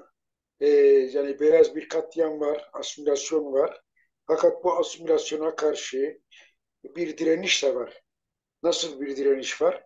İşte İstanbul'da 1941 yılında kurulan Dicle Talebe Yurdu var. Dicle Talebe Yurdu, Mustafa Remzi Bucak, Faik Bucak, Musa Anter, Yusuf Doktor Yusuf Yusuf e, Acizoğlu ve Ziya Şerefanoğlu tarafından kuruluyor. E, Bozdağ'ın kemerinde Kirazlı Mescid Sokak'ta kuruluyor. Orada 14 numara olması lazım. Yanlış değilsem. E, şeyin kurucuları, Dicle Talebe Yurdu'nun kurucuları e, birinci müfettiş Abidin Özmen'i kendileri için Fahri Başkan yapıyorlar. Ve Abidin Özmen bütün o Kürt vilayetlerinin belediyelerine talimat veriyor. Diyor ki bütçenize bir şey koyun diyor. Para koyun nice talebe yurdu için diyor. Tabii orada bir olay var. Kürt öğrencileri asimile etmek istiyorlar. Nice evet. talebe yurdu o amaçla kurulmuş diyorlar. Serhat abi. Ama Heh, o o yurdun kuruluş amacı başka. anladım. Başka. Anladım. Serhat Evet. abi. Serhat abi. Ha. Demin bir şey söyledin ya. Dilersen devam etmeyebiliriz. Hayır Senin 50'ye kadar getirelim. 50'den sonrasını yarın yaparım. Yarın. ha tamam. Sen 50'den sonrasını yarın yapmak istiyorsun. Okey tamam. 50'ye Ha, getirelim. Doğru. Doğru, doğru, 50'ye kadar doğru. getireyim ben. 50'ye Doğru. kadar getireyim. Tamam. Şimdi tabii orada 33'ler olayı var. O çok önemli bir olaydır. Hı, Ondan evet. sonra Karaköprü olayı var Diyarbakır'daki. E, şimdi tabii Dicle Talebe Yurdu kuruluyor. Dicle Talebe Yurdu'nun kurucusu ve görünürdeki görünürdeki yasal başkanı Mustafa Remzi Bucak, Hı hı. e, İstanbul Hukuk Fakültesi 3. sınıfındayken Paris'e gidiyor ve Paris'te, Fransa'da 3. sınıfı orada okuyor. Orada bir Bulgar arkadaşıyla karşılaşıyor. Hı. Bulgar arkadaşlarla oturuyorlar, konuşuyorlar, samimi oluyorlar. Remzi amca tabii duyarlı bir kişi Kürt meselesine. Bu Bulgar'a anlatıyor şeyi. Yani meseleyi anlatıyor. Böyle yaptılar, böyle yaptılar. Bizi böyle kandırdılar, bizi böyle üç kağıda getirdiler. Haklarımızı ketmettiler falan. O Bulgar vatandaş diyor ki, diyor Remzi Bey diyor, ilk önce aydın kadro yetiştirin kendiniz içinize. Aydın kadro yetiştirin. Ve Mustafa Remzi Bucak şeyden döndükten sonra e, Fransa'da. Paris'ten döndükten sonra kafasında İstanbul'da bir yurt açmak ve Kürt talebeleri, Kürt öğrencileri o yurdun etrafında birleştirmek ve onların hem ekonomik durumu iyi olmayanların barınma yeri sağlamak, okumalarını sağlamak hem de asimilasyona tabi olmalarını önlemek ve milli şuurlarını geliştirmek. Amaç Evet. bu. Evet. Dicle Talebe Yurdu kuruluyor. Tabii Dicle Talebe Yurdu'nun o dönemlerde çok önemli bir yeri var.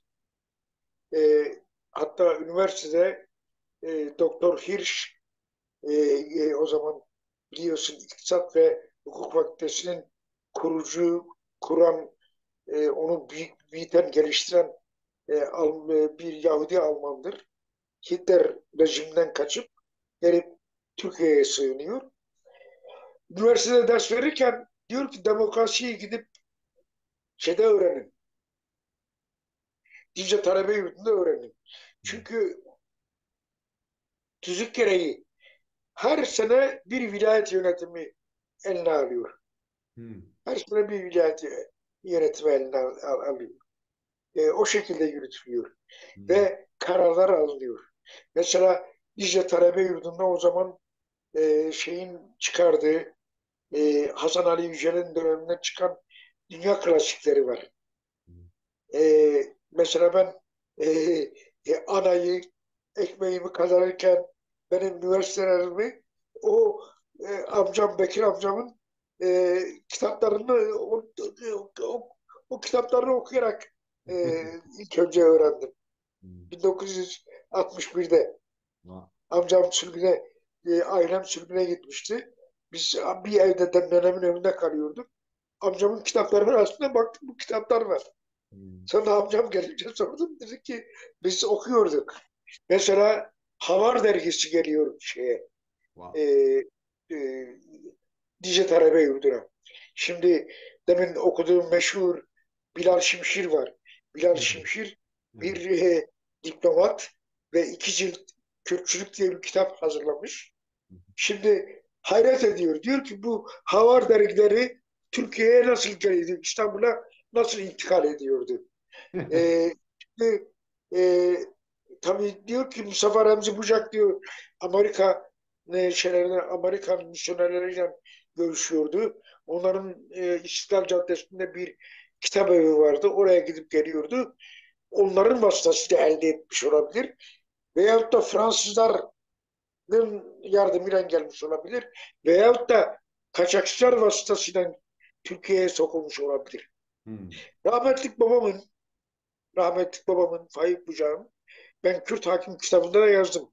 Kürt Hakim'i okudun mu bilmiyorum. Henüz Kemal'cim henüz al okumadım. gelmedi bana. He.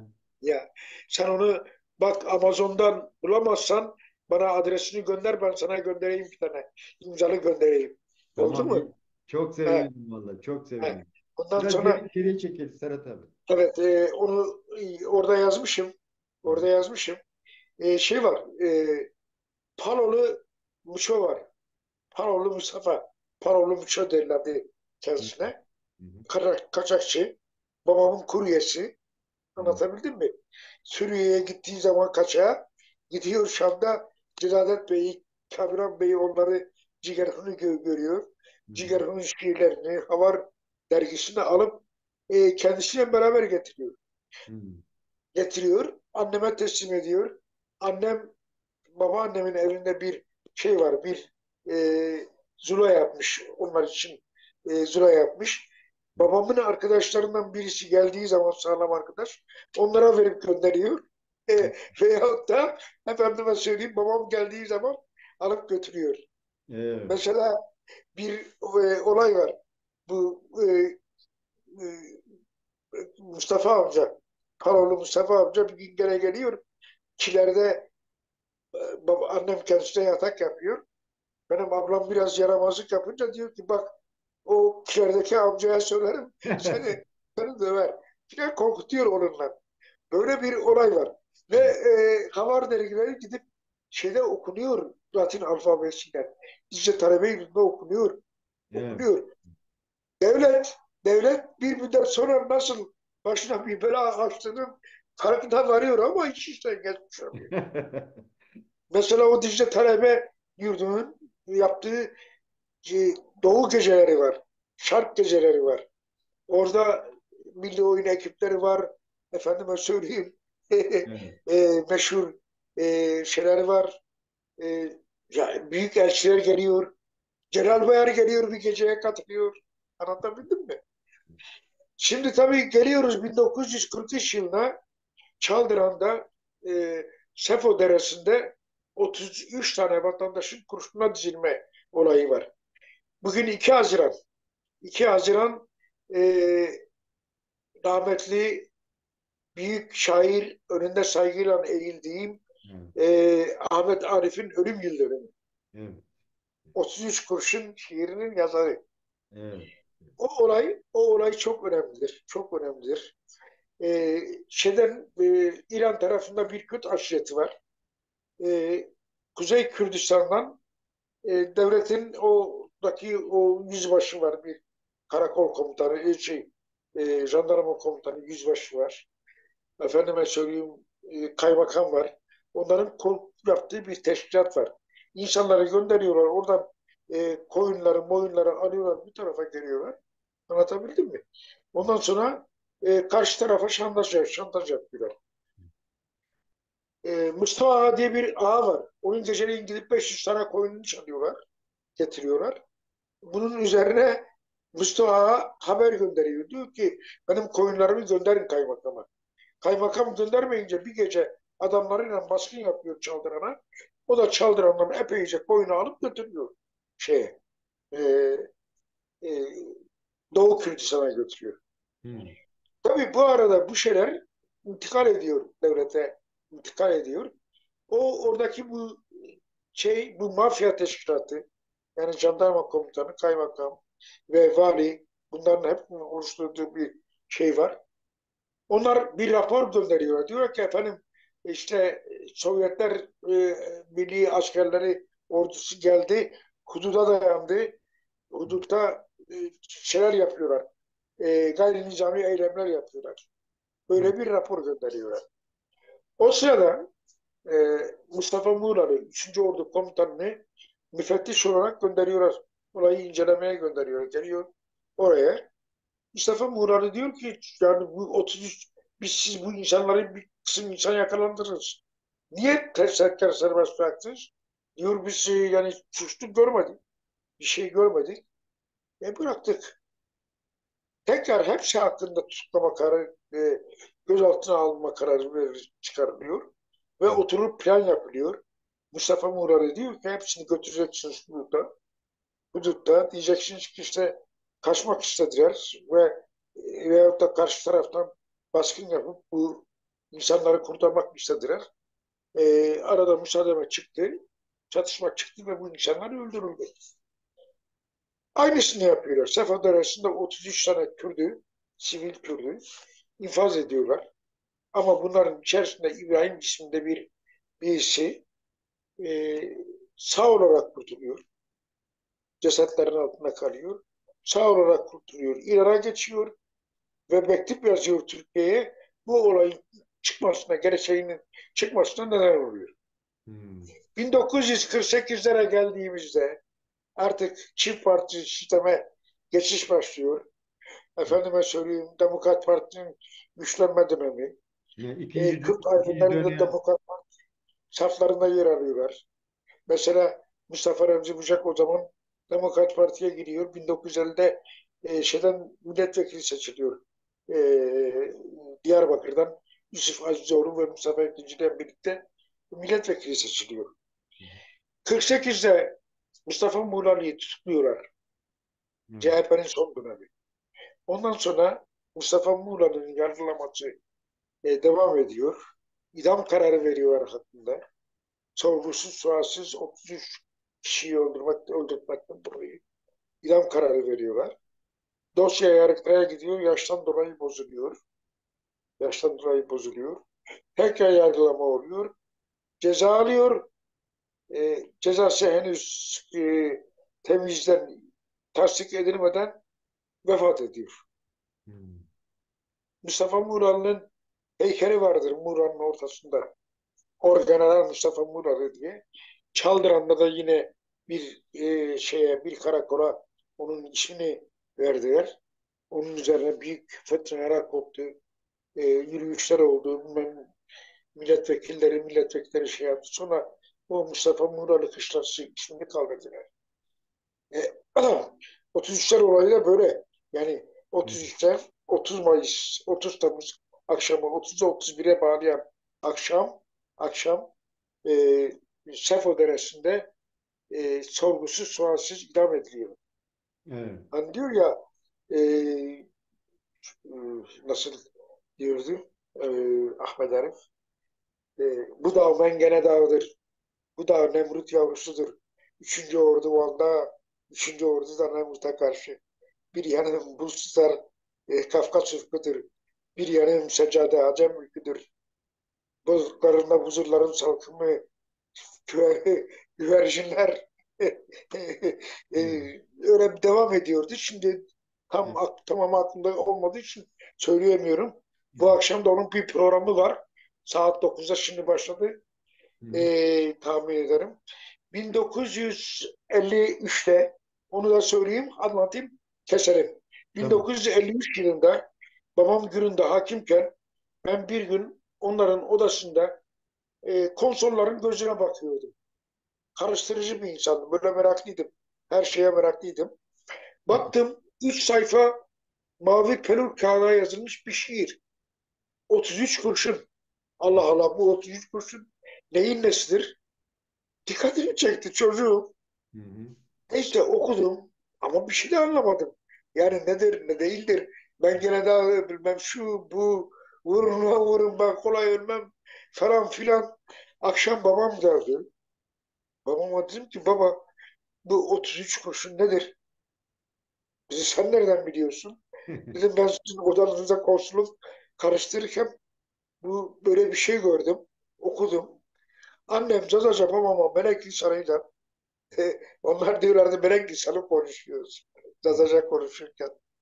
O da ayrı hikaye. Kitabı okursan takimi şey yaparsın. E, anneme Zazaca, tabii ben Zazaca o zaman bir parça anlıyordum. Anneme kızdı, bağırdı, çağırdı. Sen nasıl Serhat'a mani olmazsın? Bu eşyalarımızı nasıl karıştırıp alıştırır? Bir sürü zırgıt yedi.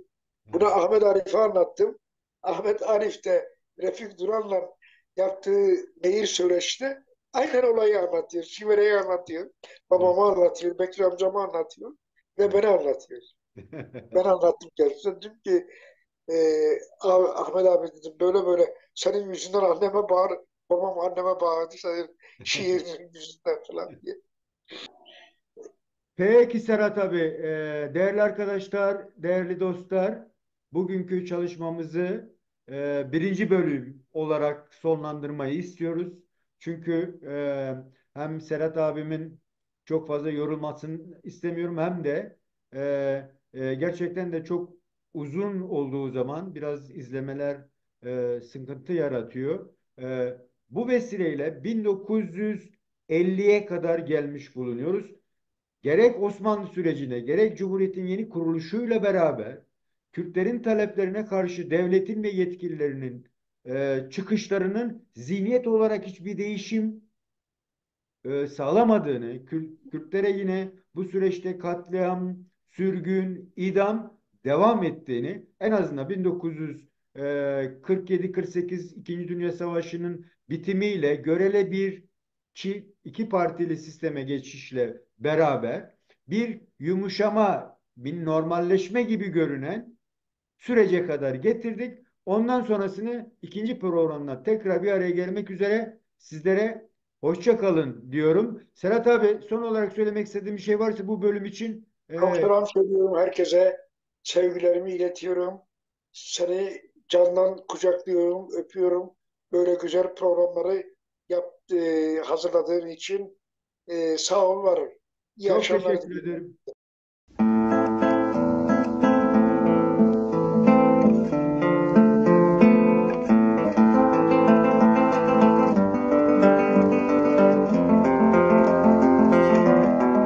Merhaba değerli arkadaşlar, değerli dostlar. Zerdeş TV'nin bir programında tekrar bir aradayız.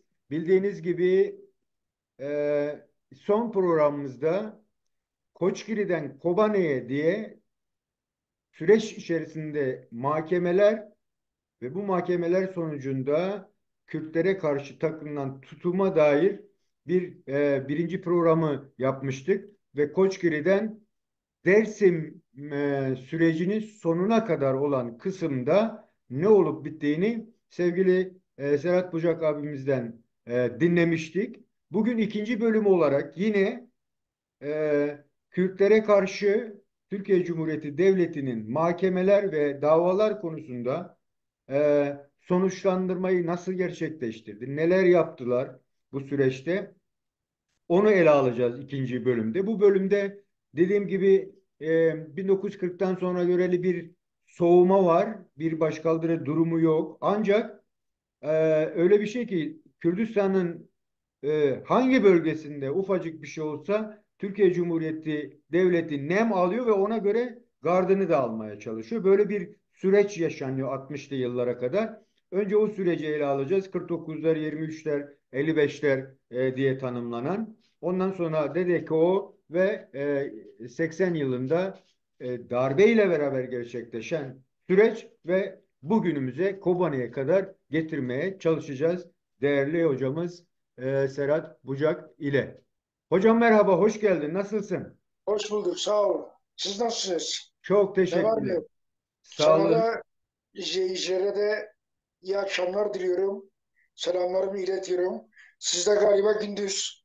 Bizde Bizde gece, şu sizde an gündüz. saat 2 öğleden sonra. Öğleden sonra saat 2. Evet. Ha, 2, İyi 2.30. günler diliyorum o zaman oradaki arkadaşlara. Evet, Teşekkür ederim. nerede kalmıştık? 1950'den Heh, başlayacağız. buyurun. Evet. Şimdi 1950'de Demokrat Parti iktidara geldi.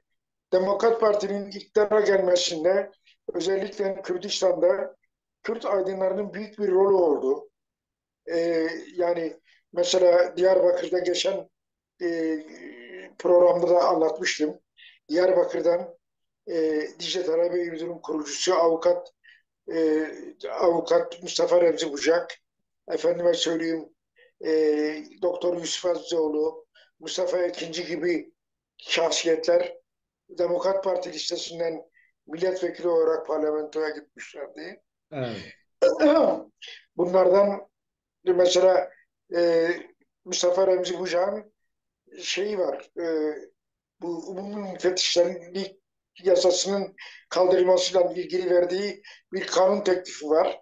Bir sene sonra ele alıyorlar Hı, ve o kanunun gerekçesinde işte söylüyor. Diyor ki bu umumi müfettişler Güney ve Güneydoğu'ya herhangi bir şey getirmedi. Kandan, sürgünden, idamdan, efendime söyleyeyim, ceza evlerinden başka hiçbir şey getirmedi. Dönemde yine Mustafa Muğla'lı olayı ve Karaköprü olayını meclisin gündemine getiriyorlar. Bundan tedirginlik duyan Celal Bayar 1953'te bütün Kürt milletvekillerini, Doğu ve Güneydoğu milletvekillerini topluyor. Çankaya'da topluyor. Onlara bir yemek veriyor. Yemek sırasında e, koridorda yürürken şeyin koltuğuna giriyor. E, koluna giriyor. E, Rahmetli Mustafa Remzi Bucak'ın koluna giriyor ve ilerliyor. Kendisi de e, diyor ki böyle böyle yani senin neler yaptığını biz çok iyi biliyoruz.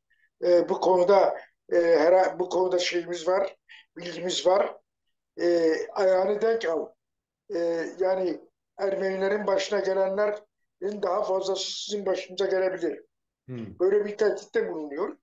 54'ten sonra da Mustafa Remzi Bucak listeden çıkarılıyor. Sadece Yusuf Ekinci ile Yusuf e, Yusuf Azizoğlu'yla Mustafa Ekinci'yi listeye alıyorlar. E, tabii ilginç. Bu arada Mustafa Remzi Bucak'ın amcası oğlu, öz amcası oğlu Hasan Oral, CHP'nin Demokrat Parti'nin Urfa listesinden birinci sırada. hı. Anlatabildim mi? Evet. Burada yine geliyor. Bu aileler ve aşiretler içerisinde iki çizgi meselesi geliyor. Mustafa Remzi Bucak Gülsever çizgi, Hasan Oral devlet yanlısı çizgi. Hı, Yani burada o mesele yine gündeme geliyor. Geliyoruz 1958 yılına. Diyarbakır'da İleri Yurt gazetesi çıkıyor ve Musa amca özellikle Diyarbakır'a geliyor. Yusuf Azizoğlu'nun açtığı e, eczacı deposunda çalışmaya başlıyor. Ve bu arada İleri Yurt gazetesinde köşe yazarlığı yapıyor. İleri Yurt Gazetesi'nin biraz düzeltiyorlar falan.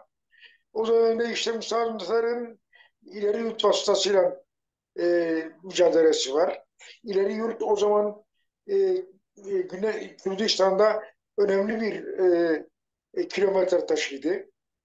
Musa Anıtar orada Amene İleri Yurt diye bir köşesi vardı. Fıkra yazardı. Hı. Fıkra yazardı.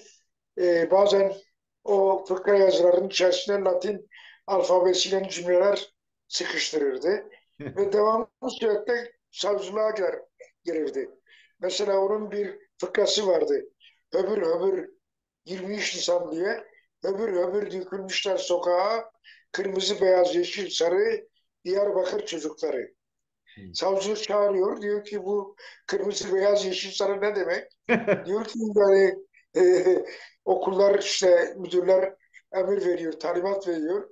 E, e, Doğu ve Güneydoğulular fakir halk elinde ne varsa onunla çocuklarına e, 23 Nisan'da e, yeni elbiseler yapıyorlar. Kırmızı, beyaz, yeşil, sarı elbiselerle törenlere katıyorlar. Savcı da diyor ki Musa Bey biz sizin ne dediğinizi biliyoruz. Ne amaç güttüğümüzü biliyoruz. Ama öyle olsun. Böyle diyelim. Savcı devamlı süretle şeye gidip geliyordu. Hı. O Kumul yazısı çıktığı zaman tutuklandı Musa Anter. Evet. Tutuklandı 1959'da. Tabii bu arada 1958'de bildiğiniz gibi e, rahmetli Molla Mustafa Barzani 11 yıllık sürgünden sonra Kuzey Irak'a şeye döndü, Irak'a döndü. İlk Evet. önce Kahire'ye uğradı. Şeyle görüştü. Abdülcemal Nasır'la görüştü. Ondan sonra Irak'a geldi. Bağdat'ta büyük bir mahşeri karabalıkla karşılandı. Tabii bunun da Kuzey Kürdistan'da özellikle etkileri olmaya başladı. Yani Kürtler silkinmeye başladılar. Anlatabiliyor muyum? Serhat abi burada affedersin, Sayın Barzani'nin geliniş sebebi Mehabat Kürt Cumhuriyeti'nin dağılmasıyla o Genelkurmay Başkanı'ydı. Bir sürgün hayatı yaşıyor. Ondan sonra geri dönüş den bahsediyorsun değil mi abi? Evet, evet, Evet. evet, evet. Yani Evet. Buyurun. Irak'ta ihtilal oldu. Kral Evet. Faysal ve onun başbakanı Nuri neydi ismi?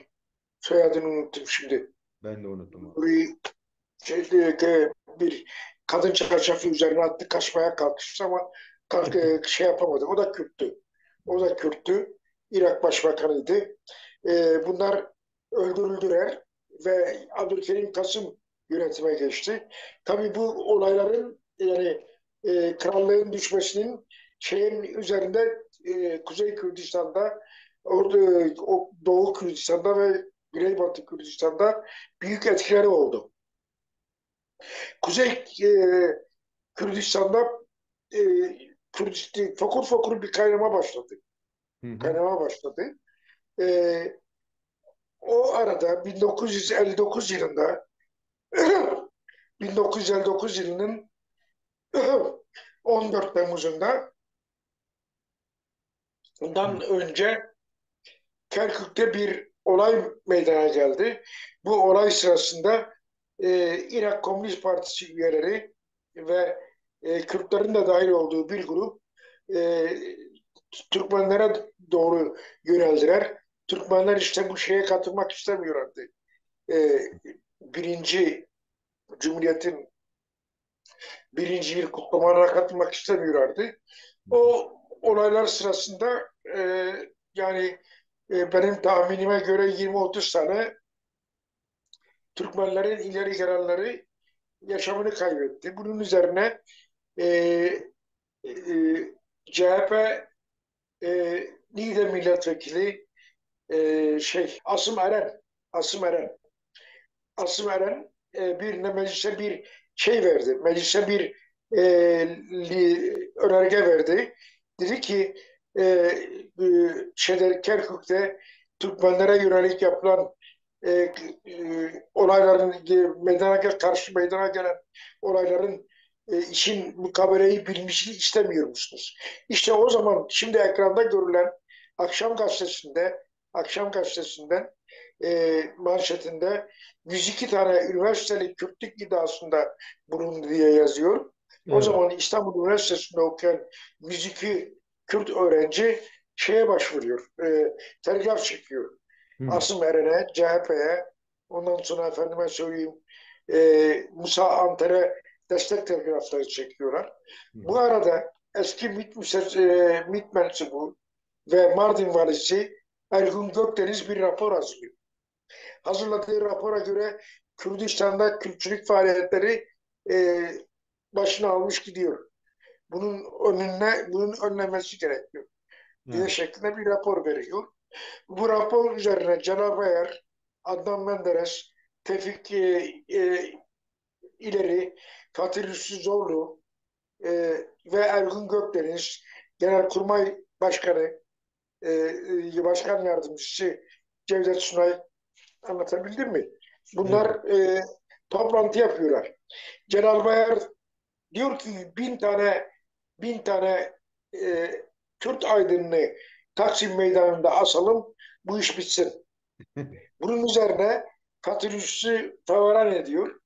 Diyor ki zaten biz daha önceden 5-6 Eylül olayları, 6-7 Eylül olayları dolayısıyla sabıkamız var. Geçmişte de bir takım sabıkalarımız var. Yani biz bunu yaptığımız takdirde bütün dünyayı karşımıza alırız. Ben Dışişleri Bakanlığı'ndan istifa ediyorum. Tevfik İleri e, o söz alıyor. Diyor ki böyle bir şey olduğu takdirde Türkiye Cezayir'e döner diyor falan. Onun üzerine Adnan Menderes'in bir önerisi oluyor. Adnan Menderes diyor ki Adnan Menderes diyor ki şeydir diyor yani e, e, madem öyle diyor biz 50'şer kişilik gruplar halinde bu insanları mahkemede yargılayıp haklarında idam kararı çıksın. İdam kararı çıkınca bunlar yasal olarak e, cezaları infaz edilir ve böylece de bu sorun kapanmış olur. Bu Evet. konu üzerinde anlaşmaya varıyorlar ve ilk 50 kişilik bir liste hazırlanıyor. Pardon, ilk 50 kişilik bir tevkif müzakeresi hazırlanıyor.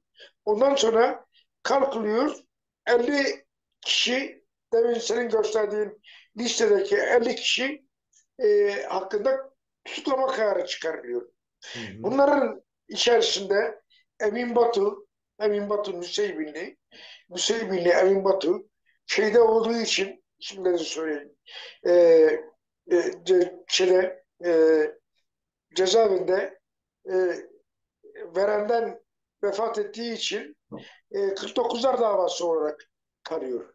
Evet. Anlatabiliyor muyum? Evet. Ve özellikle bu 49'lar olayı olduğu zaman Türkiye gazetelerinin bir kısmı böyle sessiz çıktı, böyle sansürlü çıktı. Hı. Olayı aksettirmek istemediler topluma. Hı. Tabii ilginçtir, ilginçtir. Mesela 1925 hareketi sırasında işte Genelkurmay Başkanlığı diyor ki yurt dışındakilere bunların gerici olduğunu, şey olduğunu anlatalım. Yurt içinde de bunların şey olduğunu, isimleri söyleyeyim, e, Komünist olduklarını. bunların bölücü olduğunu anlatalım diyorlar. Şimdi 1959'da aynı şey yapılıyor. Amerika'ya deniliyor ki biz 49 tane komünist Kürt'ü yakaladık. Burada Türkiye'de bir komünist Kürt devleti kurmak istiyorlardı. Hı. Türkiye'nin ekonomik durumları iyi değil. İyi değil. Anlatabildim mi? Ya. E, öbür taraftan işte de bu sefer o 49 tane Kürtçü yakalandı diye gazeteler manşet atıyordu. Yani 25'teki olay 1959'da tekrar yeniden tekerrür ediyordu. Evet. Bunun üzerine 12 Aralık 1959 tarihi 17 Aralık pardon 17 Aralık 1959 tarihinde 49-50 kişi tutuklandı. 50 kişi tutuklanmadı. E, bunların içerisinde Emin Batu vefat edince 49 kişi kaldı ve bu davaya 49'lar davası denildi. Evet. Davanın temeli yine Kürtlerin kendi içerisindeki ihaneti. Yasin Gültaş isminde bir MİT ajanı, Müsevvinli, onun yazdığı raporlar ve Ahmet Muşlu diye bir MİT ajanının ki DİSK'in kurucuları arasındaydı. Ondan sonra bunun MİT ajanı olduğu tescil edilince e, atıldı. DİSK'ten Evet. atıldı. Hı hı. Ahmet Muşlu sendikacıydı. Bunlar her ikisinin ihbarları, hazırladıkları raporlar, işte sanıkların evlerinde yapılan aramalarda bulunan şiirler, efendime söyleyeyim, Molla Mustafa Berzani'nin fotoğrafları falan filan belge olarak ileri sürülüyor ve e, şeydir ve mahkemeye belge olarak sunuluyor. Burada ilginç bir şey daha var. Onu da hemen bahsedeyim. Rahmetli Said Elçi, Türkiye Kürdistan Demokrat Partisi'nin kurucularından Hı hı. ve ilk genel başkanı. E, O zaman Demokrat Parti'yi Bingöl'de kuruyor. Celal Bayar Bingöl'e gidiyor. E, Şeyin konuşması, Berekatli konuşması üzerine soruyor hangi üniversiteyi bitirdiniz diye. Diyor ki annemin mercimek çorbasıyla ancak ilkokulu bitirdim. Buralarda lise mi vardı, üniversite mi vardı diyor. Hı. Anlatabildim mi? Kenan Celal Bayar bunu kim gidiyor? Kim gidiyor ve 49'lar davası olduğu zaman soruyor. Diyor ki o Bingöl'lü parti başkanı da bunların içerisinde var mı? O kindar tabii o kindar Bingöl başkanı da bu 49'ların içerisinde var mı? Diyorlar evet var. O zaman rahmetli Said Elçi Gorbeyiş Diyarbakır şeyde İstanbul'da muhasebecilik yapıyor. Onu da alıyorlar. Zaten 49'lar 4 aya yakın bir zaman hücrelerde kalıyorlar. Ondan sonra bir isyan patlak veriyor. Hücrelerin kapılarını kırıyorlar, dışarı çıkıyorlar. Bu olaylar üzerine kendilerini bunları alıyorlar. İstanbul'da bir Davut Paşa mıydı? E, Balmumcu muydu? Şimdi tam hatırlayamıyorum. İstanbul'da bir cezaevine gönderiyorlar. Şimdi tabii ilginçtir. Önce Harbiye 1960'da konuyorlarmış. Harbiye evet 40 hücre evet varmış diye. 1960 27 Mayıs'ta işte darbe oldu. Darbe olduğu zaman darbe olduğu zaman bütün cezaevindeki siyasi tutukluların, gazetecilerin, CHP'lilerin hepsi bırakıldı. Hı hı. Bir tek 49'lar bırakılmadı. Hı. 49'lar bırakılmadı. Bunun üzerine ilaveten Cumhuriyet Gazetesi'nin o dönemde yaptığı haberler temel alınarak 485 kişi Sivas e, Sivas e, e, Kamakyazı Kamakyazı kampında toplatıldı. İşte babamı gösteriyorsunuz. Evet. Babamla Sivas yanlış kampı. değilsem Kinyas Kartal olması lazım. Ha, E, Sivas kampı burası hocam. evet, evet. Yani şimdi hepsi gözaltına alınıyor 485. Babam Gil Eylül ayında gözaltına alınmışlardı. Ondan sonra Sivas'a gönderildiler. Sivas'ta e, yine bir Aralık ayının 27'sinde 55 tane Kürt, 55 Kürt kimlikli vatandaş. Bunların içerisinde sadece Mehmet Yüceler vardı. E, Eski emekli binbaşı. Onurculuktan dolayı gönderilmişti. Şeydi yani onun haricinde bunların hepsi Kürt kökenliydi. Anlatabiliyor muyum? E, Sevgili Kemal. Bu Sivas Şimdi kampına aynı zamanda ağalar ve şeyhler var. Sonra da sürgün ediliyor galiba bunlar. tabii, Hı. tabii. Mesela ben onu Kürt Hakim kitabımda yazdım. Özellikle Ankara Garı'nda halam, teyzelerim filan onları karşılıyor. Kompartımanlar var. Babam o sırada bir çocuk gazete satıyor. Diyor ki e, Hürriyet, Milliyet, Cumhuriyet, Vatan yazıyor. 55 ağanın şeyhin batıya sürgün edildiğini yazıyor. Bunun üzerine babam diyor ki oğlum hürriyet kaç kuruş? Diyor amca 25 kuruş. Evladım diyor hürriyet Türkiye'de düşe düşe 25 kuruşa mı düştü? Ver bakalım bana 25 kuruşluk bir hürriyet diyor. Anlatabildim mi? Orada o zaman kompartımanda kendilerine refakat eden ajanlar ve jandarmalar bunu bildiriyorlar. Rahmetli babamla Ali Rıza Efendi, Şeyh Said Efendi'nin oğlu, büyük oğlu ve 25 hareketinin önemli bir isması. Onlar Balıkesir'e gönderiliyor. Eskişehir'de dağıtılıyorlar. Bir amcam birisi bir kısmı Samsun'a, bir kısmı Yozgat'a, bir kısmı Amasya'ya. Benim bir Bekir amcam vardı. Ateist bir amcaydı. Çok inançsız birisiydi. Ona da Şeyh Bekir demişlerdi. O da Ankara garına tren geldiği zaman koşun koşun gelin 20. yüzyılın şeyhlerini görün diye bağırıyor. Anlatabildim mi? Böyle alem bir şey. Ondan sonra 55'lerle ilgili bütün dosyaların hiçbirisinde en ufak bir belge bulunmadığı için hepsi bırakılıyorlar. Bu Ve 40 Ankara'da toplanıyorlar.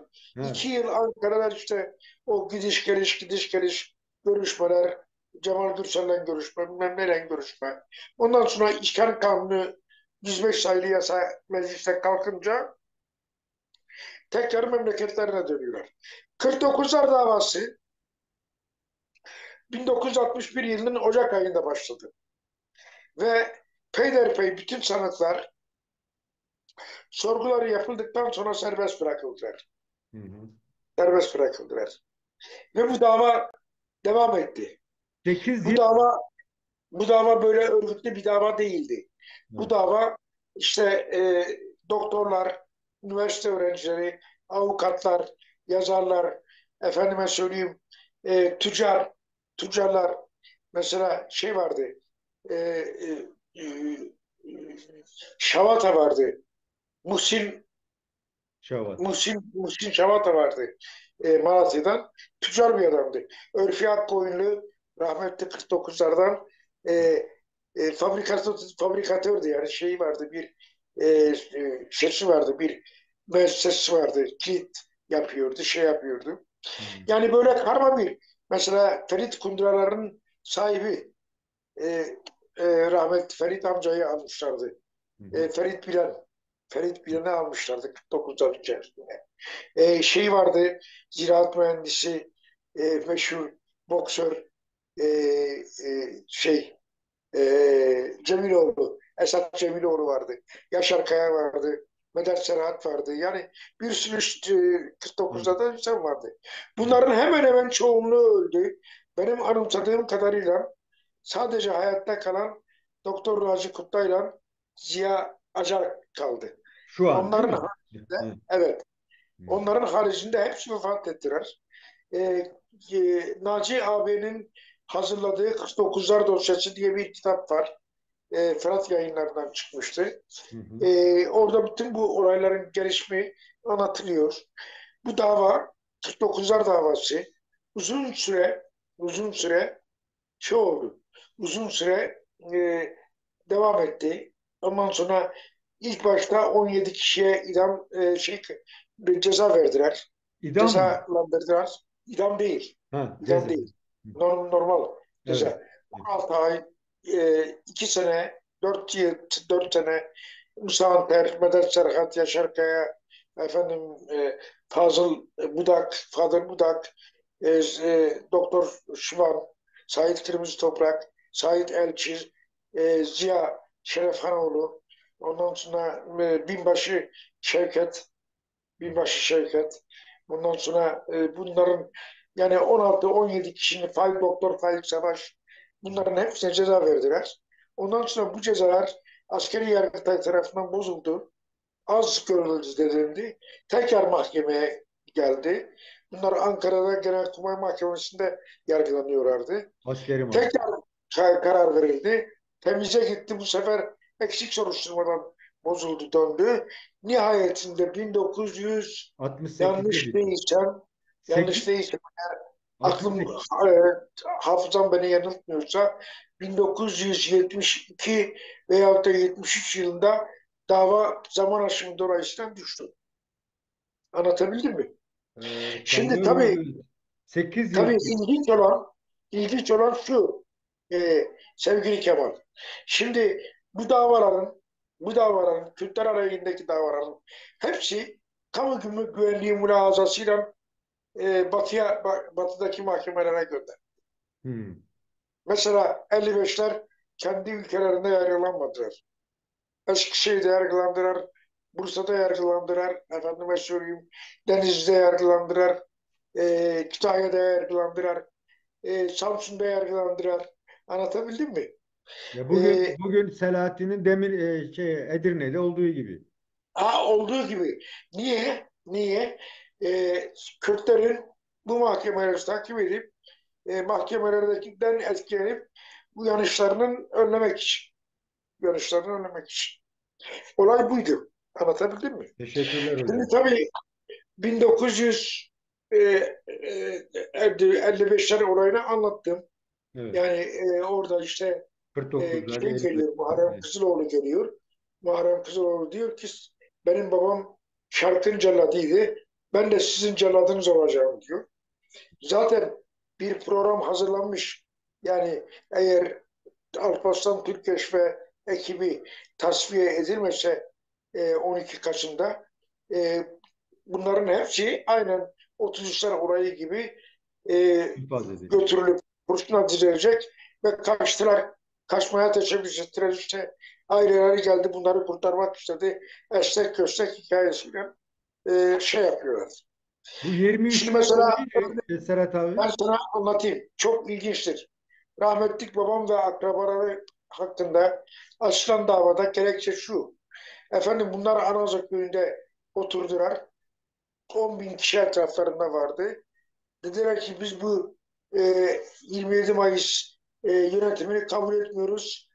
Yassıada'ya gidip Adnan Menderes'i, Celal Bayar'ı ve bütün tutukların hepsinde alıp çıkaracağız. Tekrar Demokrat Parti iktidara getireceğiz. Şimdi bucakların yani bu 8-9 kişinin tankı yok, topu yok, Yassıada'ya gidecek vapuru yok, deniz kuvveti yok. Anlatabildim mi? E, böyle böyle saçma, desteksiz, mesnetsiz bir davaydı. Neyse, vaktimizi iyi ayarlayalım. Kullanalım. Evet.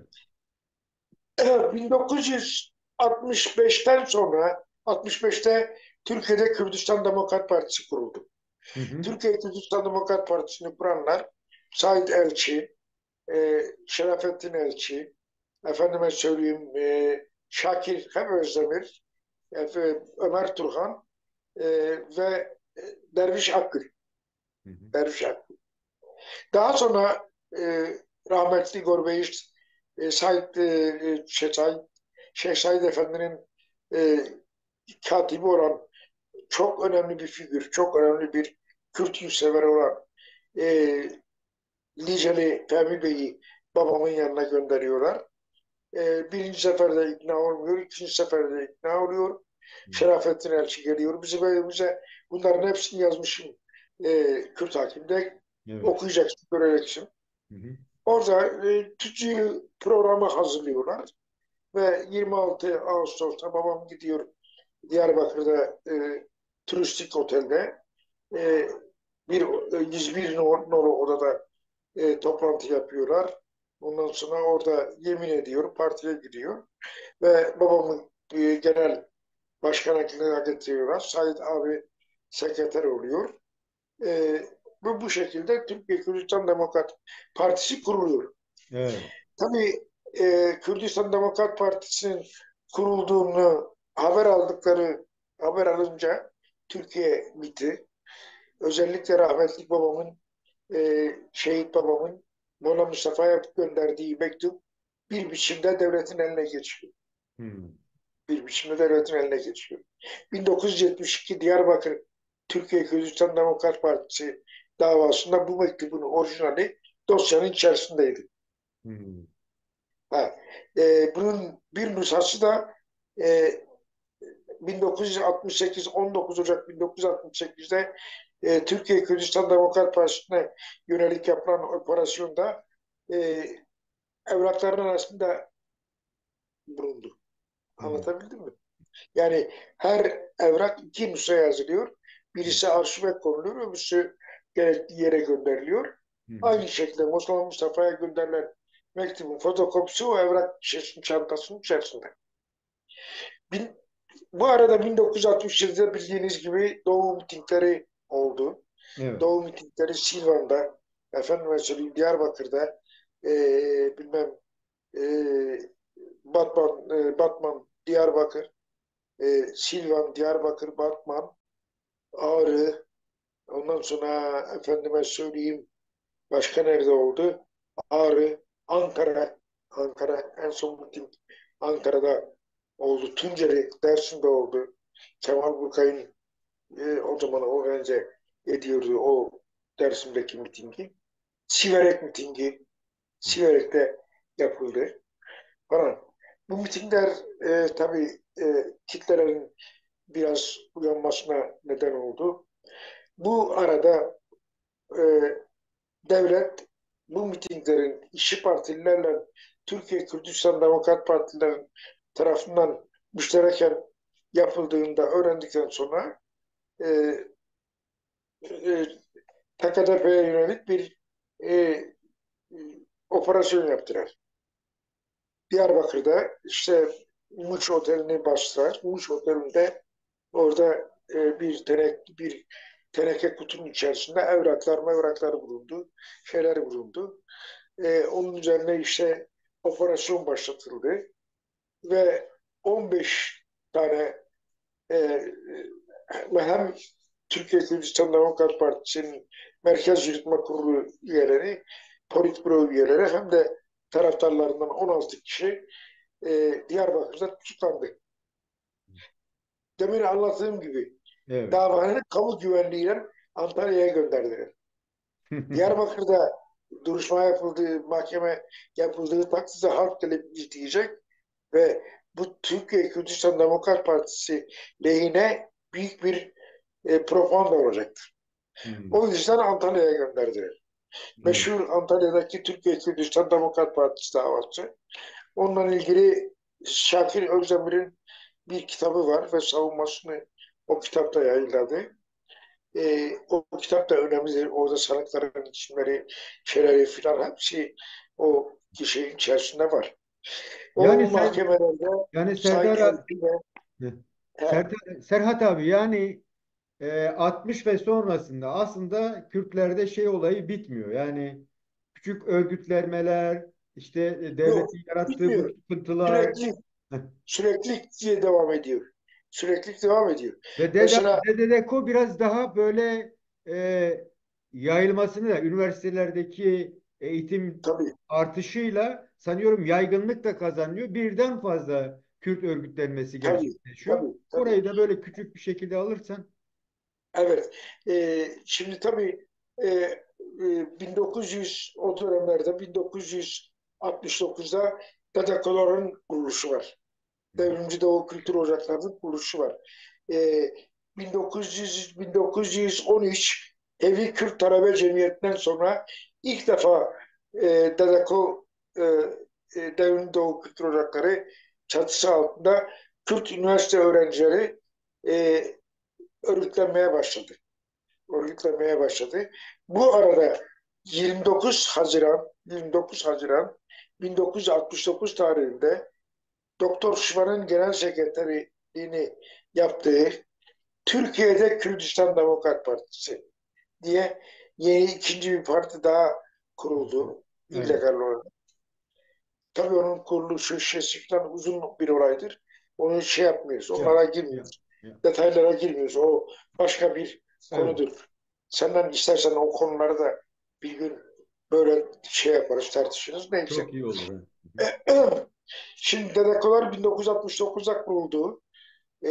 O zamanlar işte Kürdistan'da büyük bir e, fokurdanma başlamıştı tekrar. Bu komando baskınları köylere yapılıyordu.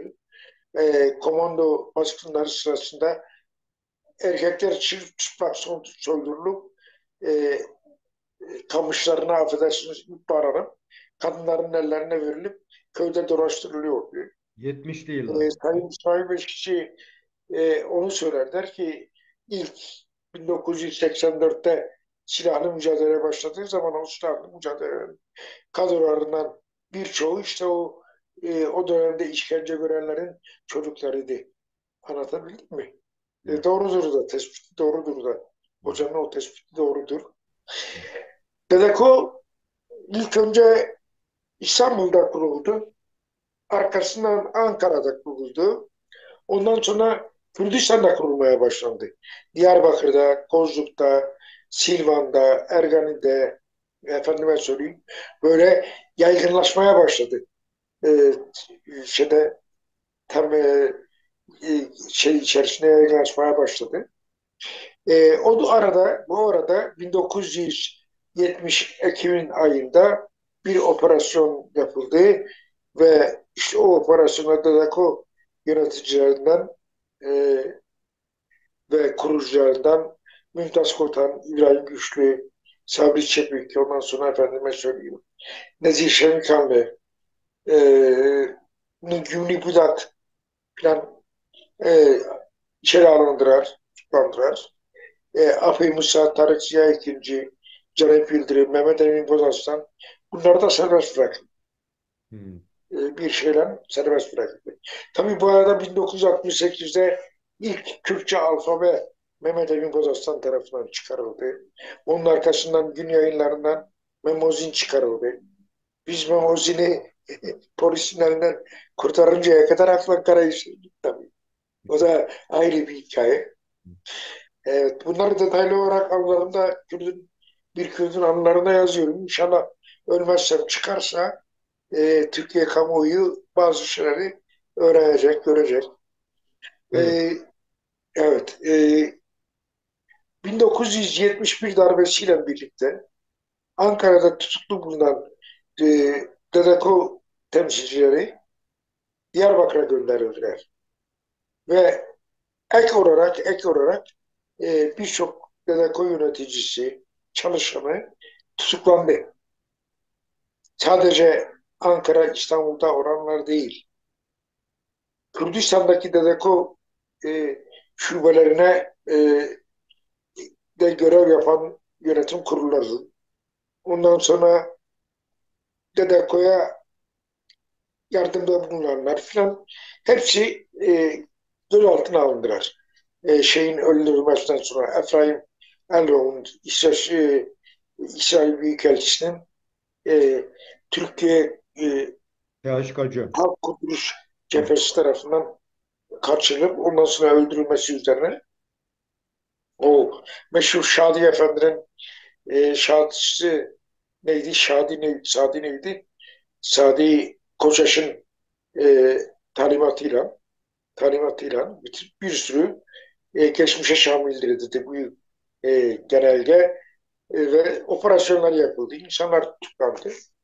Tabii İstanbul'da Denizlerin de açıldığı, Diyarbakır'da ha, başat olarak devam eden 12 Eylül 12 Mart döneminde en önemli davalar Dadeko davası, İsmail Beşik davası, Türkiye Marksist-Leninist Komünist Partisi davası yani TİKO, TKPMR TİKO davası e, ve Türkiye Kürdistan Demokrat Parti davası, Erzurum, Kars, Kars, Ağrı, Devyol, Devgenç davası filan bu davalar görülüyordu. Bir de e, mesela bizim yargılandığımız işte Siverek Emniyet Amirinin öldürülmesi davası ki bizim hakkımızda azmettirmeden dolayı idamla yargıladık o davada. Beraat ettik tabii. Sahte şeylerle, delillerle bizi perişan ettiler altıydı. Ondan sonra beraat ettik. yani bu Bu davalar dünyadaki görülüyordu. Serhat abi, yani bu 68'deki bu sol sosyalist örgütlemeler Türkiye'ye yansıması aynı zamanda bunlar. Öyle de düşünebiliriz. Ve aynı Evet, zamanda evet, denizlerin de idam edildiği bir süreç. Yani bu Evet tabii. birbirini O arada bütünleyen tabii bir şey var. Taşko, Heh. evet Taşko davası açıldı. Denizli ve arkadaşları o davada yargılandılar. Mesela Denizli'nin davası bugün yargılanacak olsalardı hiçbirisi idam cezası almayacaktı. Evet. Yani sırf o günün koşullarında işte yok bir de 3'e 3 diyorlardı. Mecliste hatta Menderes'te şeyler oldu. yargı oynandığı zaman arkadaşlar 3'e 3, 3'e 3 diyorlardı. Yani Fatih Nursizoğlu, Adnan Menderes ve Hasan Polatkan'ın idam edilmesine karşılık olarak bu üç e, devrimcinin de idam edilmesini yönünde lehinde karar verdiler. Senato da onayladı ve 6 Mayıs'ta onlar idam edildiler. O yani ayrı bir dava konusunu onu söyleyeyim. Ve E, sonuçta mahkemeler sürekli. Hı, buyurun. evet. Dedeko davası Dedeko davası Diyarbakır'da açıldı. E, 122 sanık bir davaydı. 122 sanıklı bir davaydı. Bu dava süresi içerisinde Ocak grubu vardı. Ocak grubu işte Mümtaz Kotan, İbrahim Güçlü, efendime söyleyeyim e,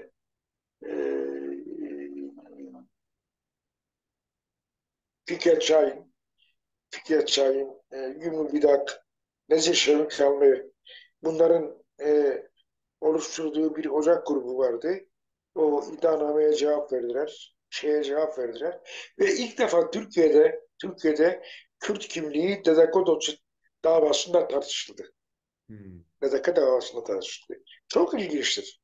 hı, hı. Çok ilginçtir. Ve onun hakimi de çok ilginçti. Duruşma hakimi. Hamdi Sevinç. Meşhur Yarbay Hamdi Sevinç. Ben tabii hazır değildim ama Musa amcanın bir anekdotunu da o dosyada ilan olarak Hı, hı, anlatayım. hı, hı. Bir gün Hamdi Sevinç mahkemeye giriyor, salona giriyor. Sanıkların hepsi kalkıyor. Abi Musa böyle başını e, eğmiş yatıyor. Yatma pozisyonunda. Hamdi Sevinç diyor kızım yaz. E, Celse açıldı. Sanıklar kelepçesiz olarak salona alındı. Duruşma heyeti geldi. Musa Alter uyuyor. Ondan sonra diyor Musa Bey kalkın lütfen. Niye yatıyorsunuz? Musa amca mahsus gözlü böyle ovuyor. Yapıyor diyor.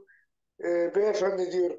Şeyde uyuyorum ki rüyamda bir adil mahkeme göreyim de beni tahliye etsin. Benim aklımda herhangi bir delil yok. Siz almışsınız beni bu yaşta buraya getirmişsiniz. Yani ayıp olmuyor mu diyor. Falan filan. Musa amca böyle entelektüel, espritüel bir insandı. Mahkemeyle dalga geçerdi. Savcıyla dalga geçerdi falan filan. Ee, Dedeko davası aslında işte delil olarak şeye dayanıyordu. Sanatla mesela çok ilginçtir. Çok ilginçtir. E, bir Silvanlı sanık vardı.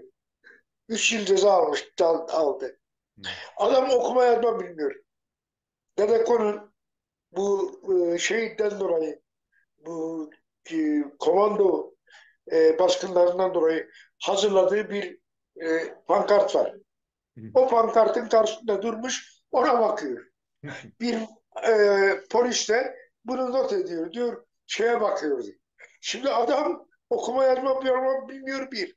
İkincisi Türkçe bilmiyor iki. Ama Telekom'un pankartına baktığı için Bedeko'ya sempati duyduğundan dolayı 3 yıl ceza aldı. Çok ilginç. Tabii Dedeko davasında çok ağır zarar verdi. Hamdi Sevinç özellikle o davadan yapıyordu. Mesela o davayla ilgili ilintili olarak Niyazi Usta vardı. Niyazi Tatlıcı. O Mehdi Canan'ın da ustasıydı. Hı. Çok entelektüel bir adamdı. Sosyalisti, hatta komünisti yani. şey değildi. Ve e, mesela örneğin Varidat'ı 50 sene evvel okumuştum.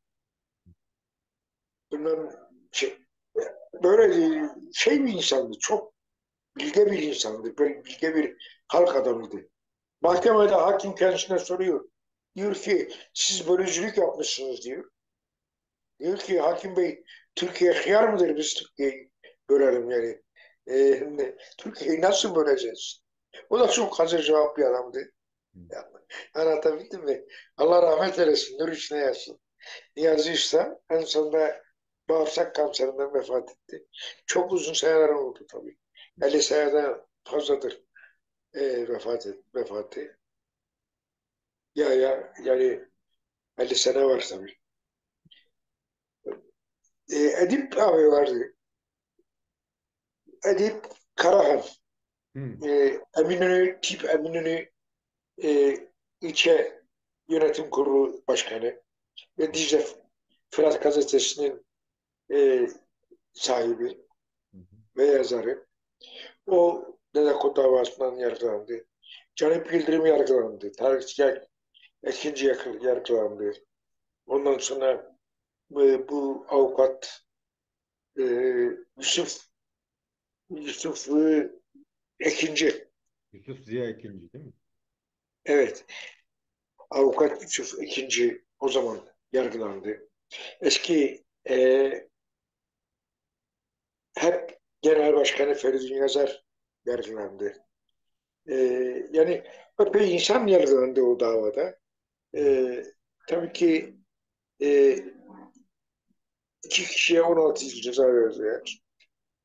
Geri kalanlarına 12-13 kişiye 13 sene verdiler. 13 sene verdiler. Ondan sonra bir kısım sanıklara 10 sene verdiler. Böyle işlerinde beraat edenler de vardı. Çok az bir sayıda beraat vardı. Bu mahkemelerde ilk defa dediğim gibi Kürt sorunu tartışıldı Evet. sanıklar tarafından. Evet. Mesela işte o Ocak grubu bir e, şey hazırlamıştı. Bir e, Savunma ön, mı? ön, ön sorgu hazırlamıştı. O Avrupa'da dinle, dinle ey faşist savcı Türkiye'de Kürt vardır diyordu. Şimdi o iddianamaya diyordu ki Kürtler yoktur diyordu. Hı. Kürtlerin diyordu konuştuğu dilleri diyordu toplasanız en fazla 125-150 şeydir, Kelime. kelimedir. Onun da büyük bir kısmı Alman, Arapçadan alınmış, Farsçadan alınmış falan filan. Musa amca ona da karşı çıktı ve kalkıp dedi, yahu dedi insaf edin dedi. Savcı Bey insaf etsin dedi. Tavuklar ve horozların konuştuğu dil dahi 500 kelimeden fazladır. Siz bizi niye böyle hakir görüyorsunuz? Bizim dilimiz çok zengin bir dildir. Zamanı geldiğinde göreceksiniz. Anlatabildim mi? Böyle bir durum vardı. Yani 12 Eylül 12 Mart muhtırası döneminde de böyle yargılamalar vardı. Kaypakkaya ile ilgili de bir şeyler söylersen. Çünkü araya konuşma girdi tam anlaşılmadı ne dediğin. Heh. Yani işte o zaman 1900 şey dönemiydi. 12 Mart dönemiydi. Sivere'ye bir müteahhit Ali diye birisi gelmişti. Bu bağlarda e, yatıyordu. Bu eski e, Perinçekçi Cüneyt Akalın diye bir asistan vardı falan. Bunlar Sivere'ye gelmişlerdi. Hı. Bağlarda yatıyorlardı ve müteahhit Ali kod ismini almıştı Muzaffer Oruçoğlu kendisine. Hı hı. Bunlar bilahare bir operasyonda yakalandılar. Evet. E, İbrahim Kaypakkaya'da Dersim'de o bir operasyon sırasında çatışma oldu. E, Çatışmada yaralandı. Ondan sonra kaçtı ama bir bağ evinde tekrar kıstırıldı. yakalandı. Yakalandığında parmak uçları donmuştu. Her iki ayağının parmak uçları donmuştu. Her iki ayağının parmak uçlarını kangren olmasın diye kestiler o zaman. Kesmişlerdi daha doğrusu. Ben Diyarbakır cezaevine girdiğim zaman tikocu arkadaşlar vardı. Bizim Siverek'te tikocu arkadaşlarımız vardı. Seyit Han Dokay vardı bilmem. Terzi Ramazan vardı, Bayram vardı. Mehmet Çıplanak vardı falan. Onlar Kaypakkaya'da o arkadaşların bulunduğu koğuşun yanındaki bir hücrede e, kalıyordu. Ben kendisine pusula gönderdim. Hmm. Dedim ki dışarıda görüşmemiz mümkün olmadı. Bu görüşmemiz burada mümkün olur. Galiba mümkün olacak. Kendisine 2 paket de Samsun sigarası gönderdim. Haline hattını sordum. Cevap yazdı. Dedi ki dışarıda görüşemedik ama inşallah daha sonra görüşürüz. O da beni sormuştu falan. 16 Mayıs akşamı biz bir baktık zincir sesleri gelmeye başladı. Uyandık. İbrahim'i götürüyorlardı. Protesto ettik. Şey yaptık fakat maalesef İbrahim'i götürdüler. Gitti o gidiş. Bir daha geri dönmedi. Ve özellikle savcı şeyin Yaşar Değerli'nin denetiminde sorgusu yapılırken işkenceden falan şehit düştü. Ve vücudunu bütün paramparça etmişlerdi. Babasını öyle teslim etmişlerdi. Ser verip sır vermedi tabii İbrahim. İbrahim sadece ismini vermişti. Onun da arkadaşları ismini verdiği için e, o da kendi ismini söylemek, açıklamak zorunda kalmıştı. Evet, onları daha sonra uçakla İstanbul'a götürdüler. Davaları İstanbul'da görüldü. Yani TKPM Tiko davası mesela Siverek'teki grup, Siverek grubunda alıp götürüp İstanbul'da yargıladılar. Hmm. Aslında yer itibariyle görevli mahkeme Siverek veyahut da Diyarbakır Ağır Ceza Mahkemesi olması gerekirdi. Evet. Evet. Anlatabildim mi? Ama yapmadılar bunu. Yani tabii hakimlik müessesesini hiç İşletme. uygulamaya, pratiğe koymadılar. Hep böyle olağanüstü mahkemeleri şey yaptılar. O TİKO davası mensupları, TİKO davası sanıkları da şeyde yargılandı, İstanbul'da yargılandı. 70'li yıllar da bitti. 78 tabii bu yıllar hem Türkiye'de hem Kürdistan'da ciddi bir sosyalleşme ve siyasallaşma süreci başlıyor. 1978'de işte e, Öcalan'ın önderliğinde PKK kuruluyor. 1980'de 12 Eylül'de darbe oluyor ve o darbede yine bir mahkeme süreci başlıyor Kürtlerle ilgili. Bunu anlatacağım, Buyurun, geleceğim. buyurun bizi o konuda Geleceğim, aydınlatır mısın? geleceğim. Ona geleceğim. Şimdi e, 1974 yılında bir af yasası çıktı. Hı hı. İlk başta bu 141, 142, 146'dan yargılananlar davaya dahil edilmedi, affa dahil edilmediler.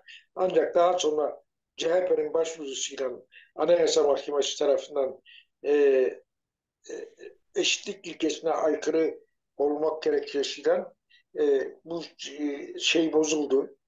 E, usul yanlışlıkları da yapmışlardı. Bu 141, 142 o maddelerin içeriğini de bize açıklayabilir misin? Ha, maddelerin içeriğini. He. 141, 142 biliyorsunuz. Yani 141. maddede sosyal bir sınıf üzerinden tahakküm oluşturmak için örgütü kurmak, şey yapmak, örgüt yönetmek Hı hı. o suçları kapsar ve komünizm propagandasını kaplar.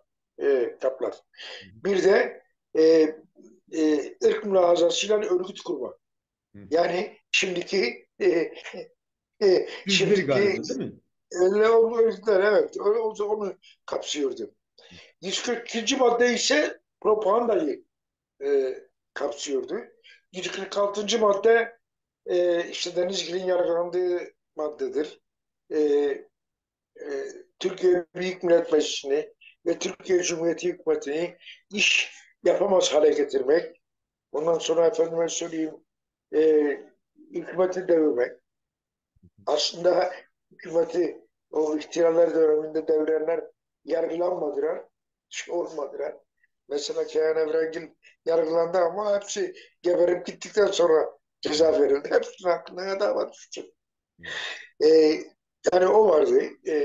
Şey vardı. 140. madde bu şeriatçılık yani bugünkü işte yargılanmayan din e, dini şeylerle Türkiye'de şeriat devleti kurmak falan onu kapsamındaydı.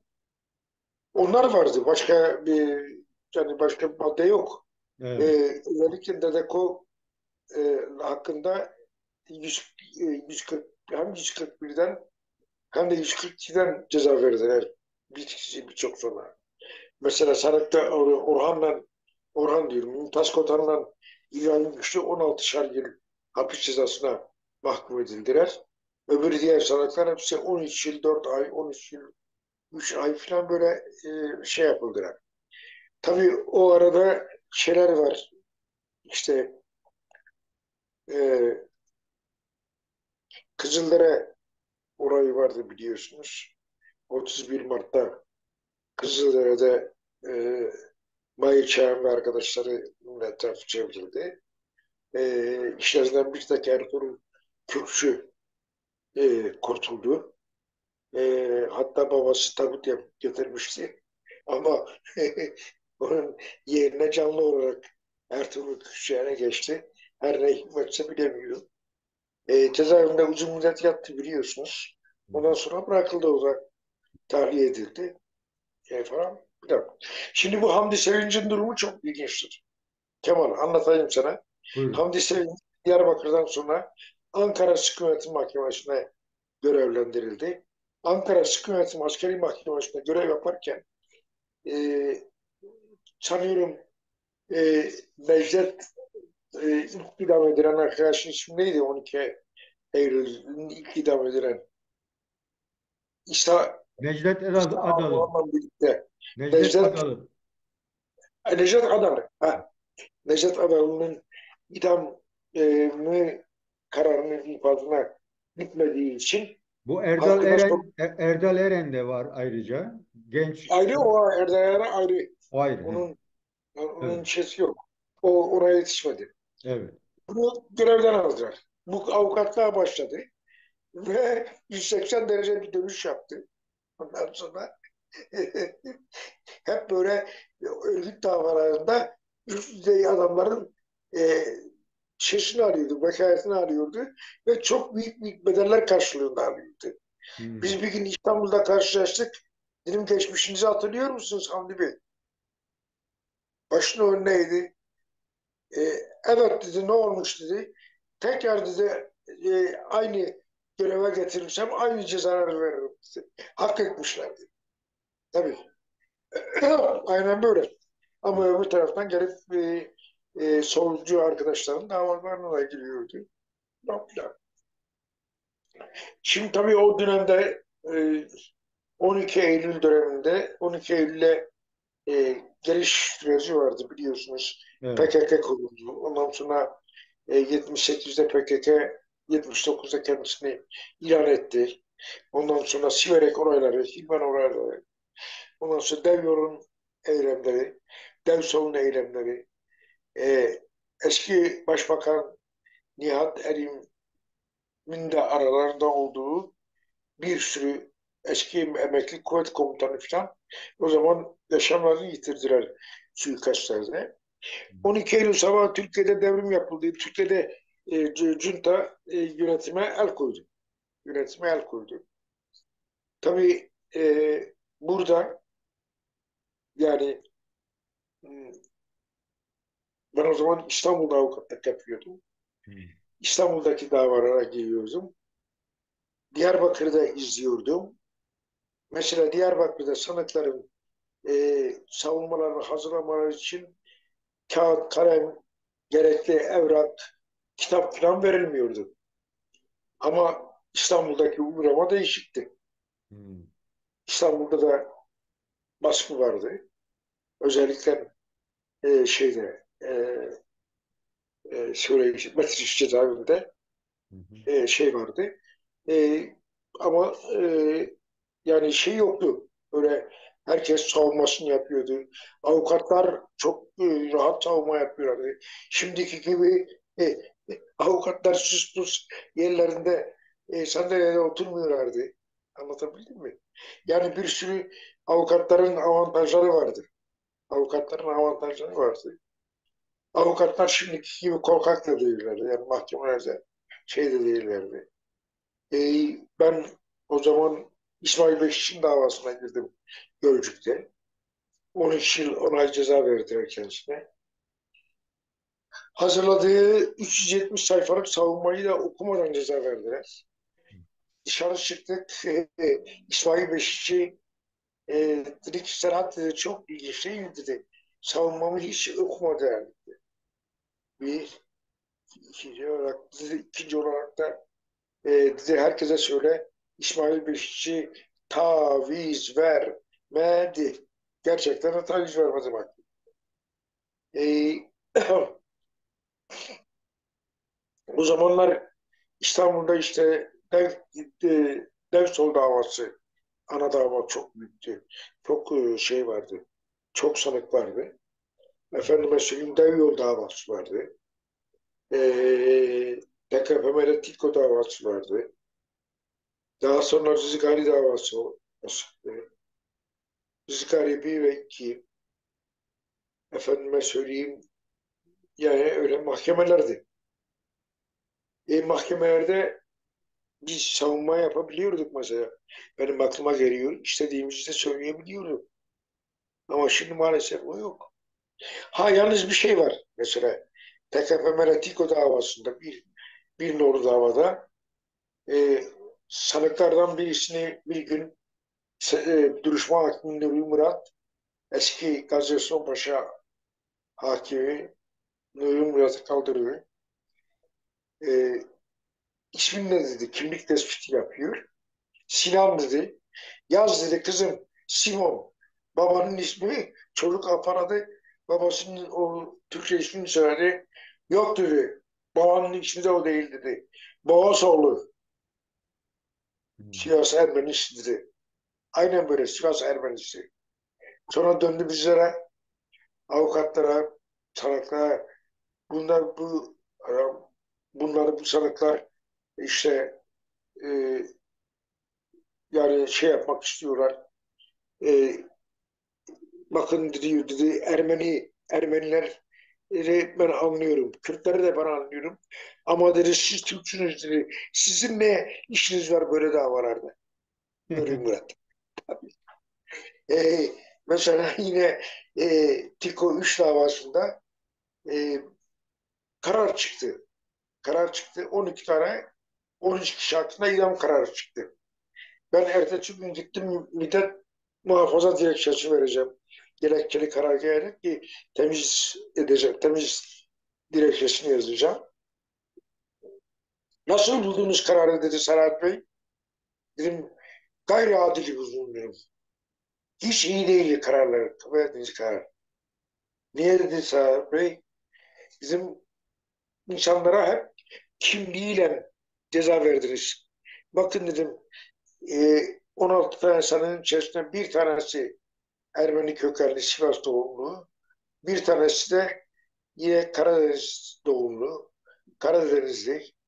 Yani e, diğerlerinin hepsi Tunceli, e, Tunceli Nazmiye, Tunceli bilmem Mazgirt, Tunceli bilmem ne hep Tunceli. Yani bu mahkemenin neyesi adildir? Tam böyle savunma etip mi yapıyorduk biz çatır çatır? Hmm. Şey yapmıyorduk. Ondan sonra yani işte o dava gitti, Yargıtay'da bozuldu. Ama o arada sanıklar kendi kendilerini tahliye ettiler. 65 metre bir tünel kazarak Metris'ten firar ettiler. Ben müvekkillerimden birisiyle burada Almanya'da karşılaştım. Hı, Bir 23'te karşılaştım. hı.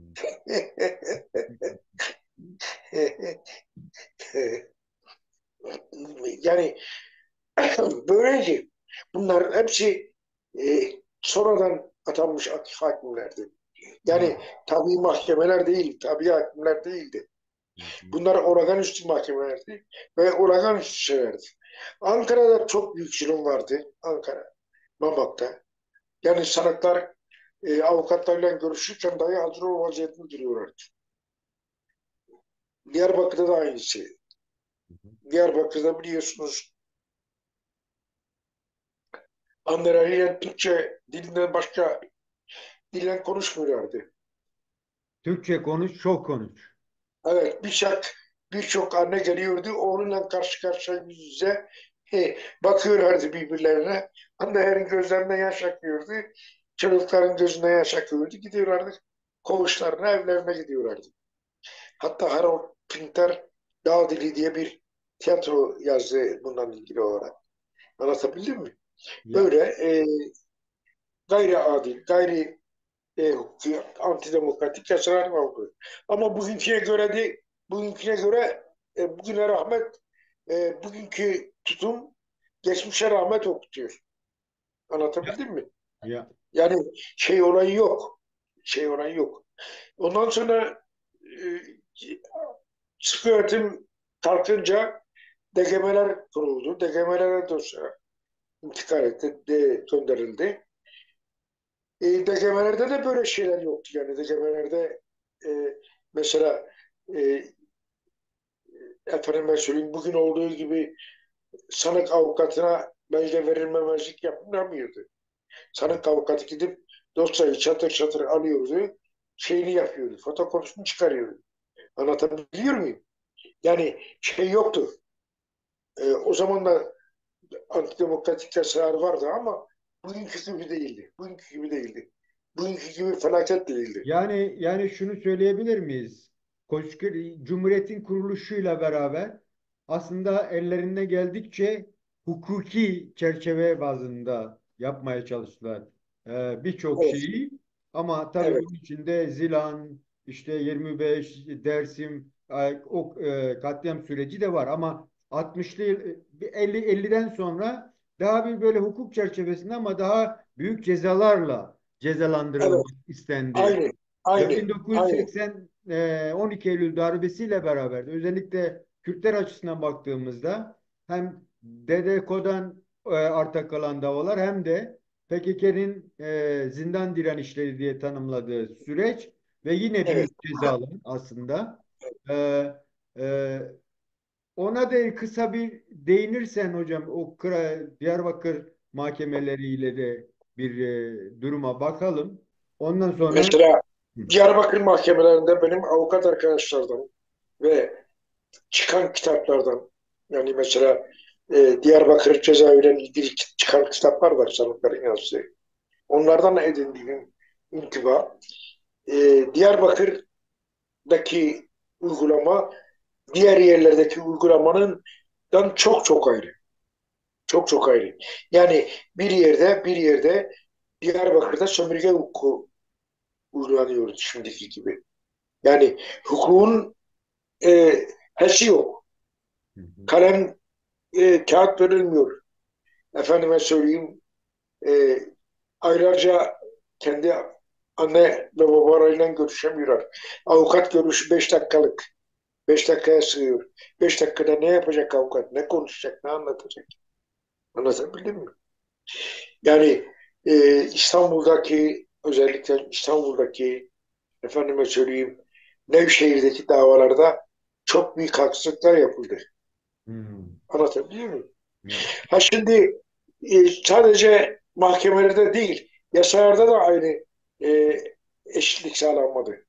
Mesela Turgut Özal'ın işte m, terörle mücadele yasasına ek olarak eklediği bir maddeye göre bir maddeye göre e, müebbet hapis cezası alanlar Kaan cezalarının geriye kalan cezalarını e, işte bir kısmını çektikten sonra serbest bırakıldılar. Evet. Mesela müebbet hapis cezası alanlar e, mesela Dev Sol davasından müebbet hapis alanlar 146. maddeye göre 15 yılda bırakıldılar. Ama Hı. gel görün ki 125'ten yani PKK'nın yargıladığı maddeden yargılananlara 20 yıl hapiste kalmak mecburiyeti var. 125. Anlatabiliyor muyum? madde öyle mi? Ha, o zaman. Yani. Mesela ben Yeni Yıkık Gazetesi'nin sahibiydim. Benim hakkımda yüzlerce dava vardı. Ancak son basın kanunu yürürlüğe girince dosyaların hepsi düştü tabii. Hı. Anlatabildim mi? Yani öyle durumlar vardı. Öyle durumlar vardı. Evet. Efendime söyleyeyim işte e, yani o devlet güvenlik mahkemeleri de aynen sıkı öğretim mahkemelerinin bir devamıydı. Başka bir şey değildi. Evet. Askeri yargıtaylar, askeri yargıtaydaki e, mürafalar yani e, duruşmalar çok antidemokratikti. Anlatabildim mi? Hak taleplerimizi geri çeviriyorlardı. Hiçbir gerekçe sunmadan, hiçbir gerekçe yapmadan. O zaman tek tip elbise de yapması vardı. Hı. Çoğu insan tek tip elbise giymedi. Kilotla, atletle duruşmaya geliyorlardı. Evet. Anlatabiliyor muyum? Onun da ismi mahkeme oluyordu. Önemli E, şeyler tabii. Yani evet tabii kilotla ciddi bir mahkemeye süreç. getiriyorlardı. Ciddi bir E, süreç. Hı hı. ve protesto ediyorlardı şeyler. Kendi kendilerine aratmıyorlardı. Elbise de giymiyorlardı sanıklar. Kilottan, atletten o kışın soğuğunda mahkemelere geliyorlardı. Evet. Mahkemeye geliyordu. Ama yine bugüne nazaran çok daha iyiydi. Bugüne nazaran çok daha iyiydi. Demek ki şerrin ehveni şerri varmış. Yani ehveni şerrin şerri varmış. Var. Yani beterin beteri varmış. Evet. Anlatabildim mi? Ha, yani şimdi burada mesela bakıyoruz bugün Türkiye'de işte yasasında bir kurul getirmişler. Kurul insanların kaderiyle oynuyor. Ve o kurulda, idare kurulunda hukuk yok. Hı. Yani şimdi tabii Türkiye'de aslında bugün şey söyledi, Bakırhan söyledi. Yani yeni yapılacak anayasada bir hüküm konulsa e, Kürdistan sömürgedir, sömürge hukuku uygulanır, şey yapılsa çok daha güzel olur. Ve bir de efendim işte Kürtlerin seçme ve seçilme hakkı yoktur diye bir madde koymaları lazım. Yani böyle saçma şey olur mu? Adamın 10 yıldır beridir davası devam ediyor. Karar vermemişler. Bir günde karar verdiler. 19 sene hapis cezasına çevirdi. Çarptırdılar adamı. Belediye Nedir başkanı. ne Evet. değildir? Evet. Belediye başkanlığını almak için şeyler. Yani böyle saçma şeyler oluyor. Böyle antidemokratik hukuku İşte biz bugün onu çerçevesini çizmeye çalışıyoruz ki Koçgiri'den günümüze hiç zihniyet değişmiyor. Zaten bu programın maksadı da o. Yani değişmeyen bir zihniyet var. Dolayısıyla tabii şimdi değişmeyen zihniyet dikkat ederseniz şart istikrar mahkemelerinden bu yana aynı zihniyet geliyor. evet işte yani. Evet. Heh. Yani aynı zihniyet geliyor. Aynı zihniyet geliyor. Ben geçen seferki ilk bölümde söylemiştim. Resmi ideolojinin saç ayakları. Yargı, mahkeme, üniversite ve Hı. basın. Evet. Basın. Yani şimdi bakın basın bugün bir takım asparagas haberler yapıyor şey hakkında o Hakkari Belediye Başkanı hakkında. Şimdi şey değil. Anlatabiliyor muyum? Hı hı. Bunlar e, e, geçer Saçma değil. şey değil. Hiç değil. Şimdi tabii ki e, Kürtlere karşı ayrı bir yasa uygulanıyor. Ayrı bir hüküm uygulanıyor. Mesela bahsettim demin. E, Turgut Özal'ın terörle mücadele yasası çıkarıldığı zaman ona eklediği bir takım maddeler vardı. Hamleydi. Kısmı bir af getirildi. 141 142 kaldırıldı. Evet. Kaldırıldı. Onun yerine terörle mücadele yasası getirildi. Ve ve 15 yıl müebbet hapis cezası alanlar dev yol davasından, dev sol davasından yani 146 birden Hı. yargılananlar 10 yıla 10 yıl hapis cezasını hapis yattıktan sonra çıktı. Çıktı. Kürtler 15 yıl. Yattı. Evet. İdam cezası alanlar sosyalistler sosyalistler yani bu Kürt olsun Türk olsun fark etmiyor. Sosyalist. Sadece sosyalistler. 15 yıl yatınca çıkıyorlar ama 125'ten yargılanan Kürtler 20 seneden çıkıyor. Şimdi 30. yılını tamamlayanlar var ya, onları da çıkarmıyorlar, diyorlar sen işte bilmem neyi mektup yazmamışsın, temizlik Ya, yapmamışsın. ya. Yani bu süreç devam ediyor Kemal'cığım. Bu süreç devam ediyor. Yani bu süreç bitmemiş. İşte en son geldik Kobani davasına. Kobani davasında gördük. Yani senelerce itham ettiler. Dediler ki Selahattin e, Demirtaş katildir. En sonunda en sonunda bütün o adam öldürme şeysinden 38 kişi hepsi beraat etti. Evet. Ayrı ayrı propaganda yapmaktan, şundan bundan halkı kin ve işlere teşvikten ceza verdiler. Ve artıra en üst tabandan verdiler. Selahattin 40 ile çıktı. Fidan Yüksekdağ 30 ile çıktı. Ha, orada devletin ve özellikle mahkemelerin bir mesajı vardı. Bunu herkes çok iyi anlamalıdır. Hı hı. Şunu söylediler. Siz Kürtlerin arkasında durursanız, Kürtlerle ittifak yaparsanız, Kürtlerle beraber olursanız sizi de cezalandırırız. Onun için Kürtlerle ilginizi kesin. Evet. Anlatabiliyor muyum? Yani Kobani davasının sonucunun, neticenin mahiyeti bu. Evet. Başka bir şey değil. Başka bir şey değil.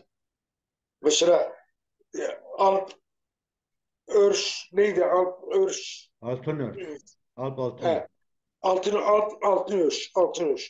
Ona 22 yıl ceza verdiler ya. Evet. Yani dosyalarda bir şey yok. Şurada bir şey yok.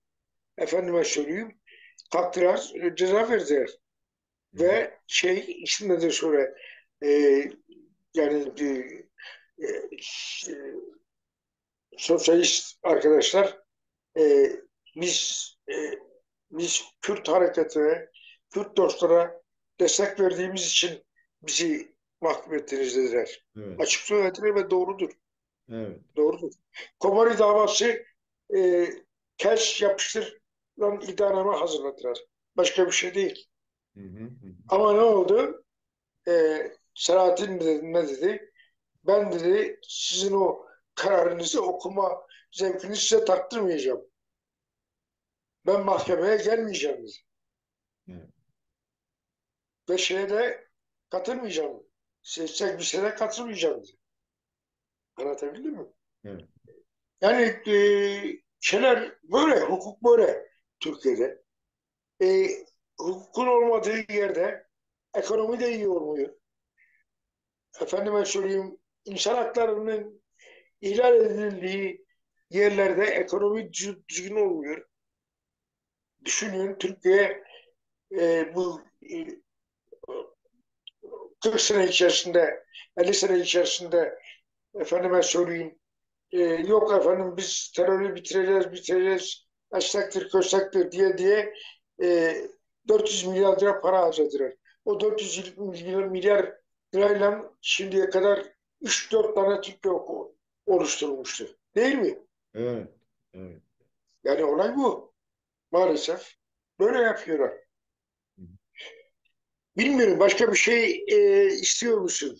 Şimdi Serhat abi çok teşekkür ederim. Sonuçta biz çok arka plan derinliğini almadan bu mahkemelerin değişmeyen bir mantalitesini anlatmaya çalıştık. Mantalitesi var. Evet. Dolayısıyla Bu mahkemeler, bu ya mahkemeler e, Türkiye'de sonra efendime söyleyeyim Kürtlere ve şeylere Müslümanlara yani radikal Müslümanlara katmıyorum.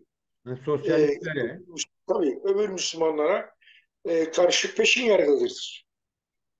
Peşin yargılıdır. hı hı, Niye?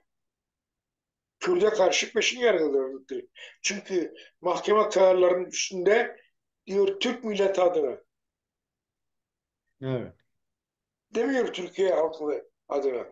evet. Türk milleti adına yargılamaya. Hı hı.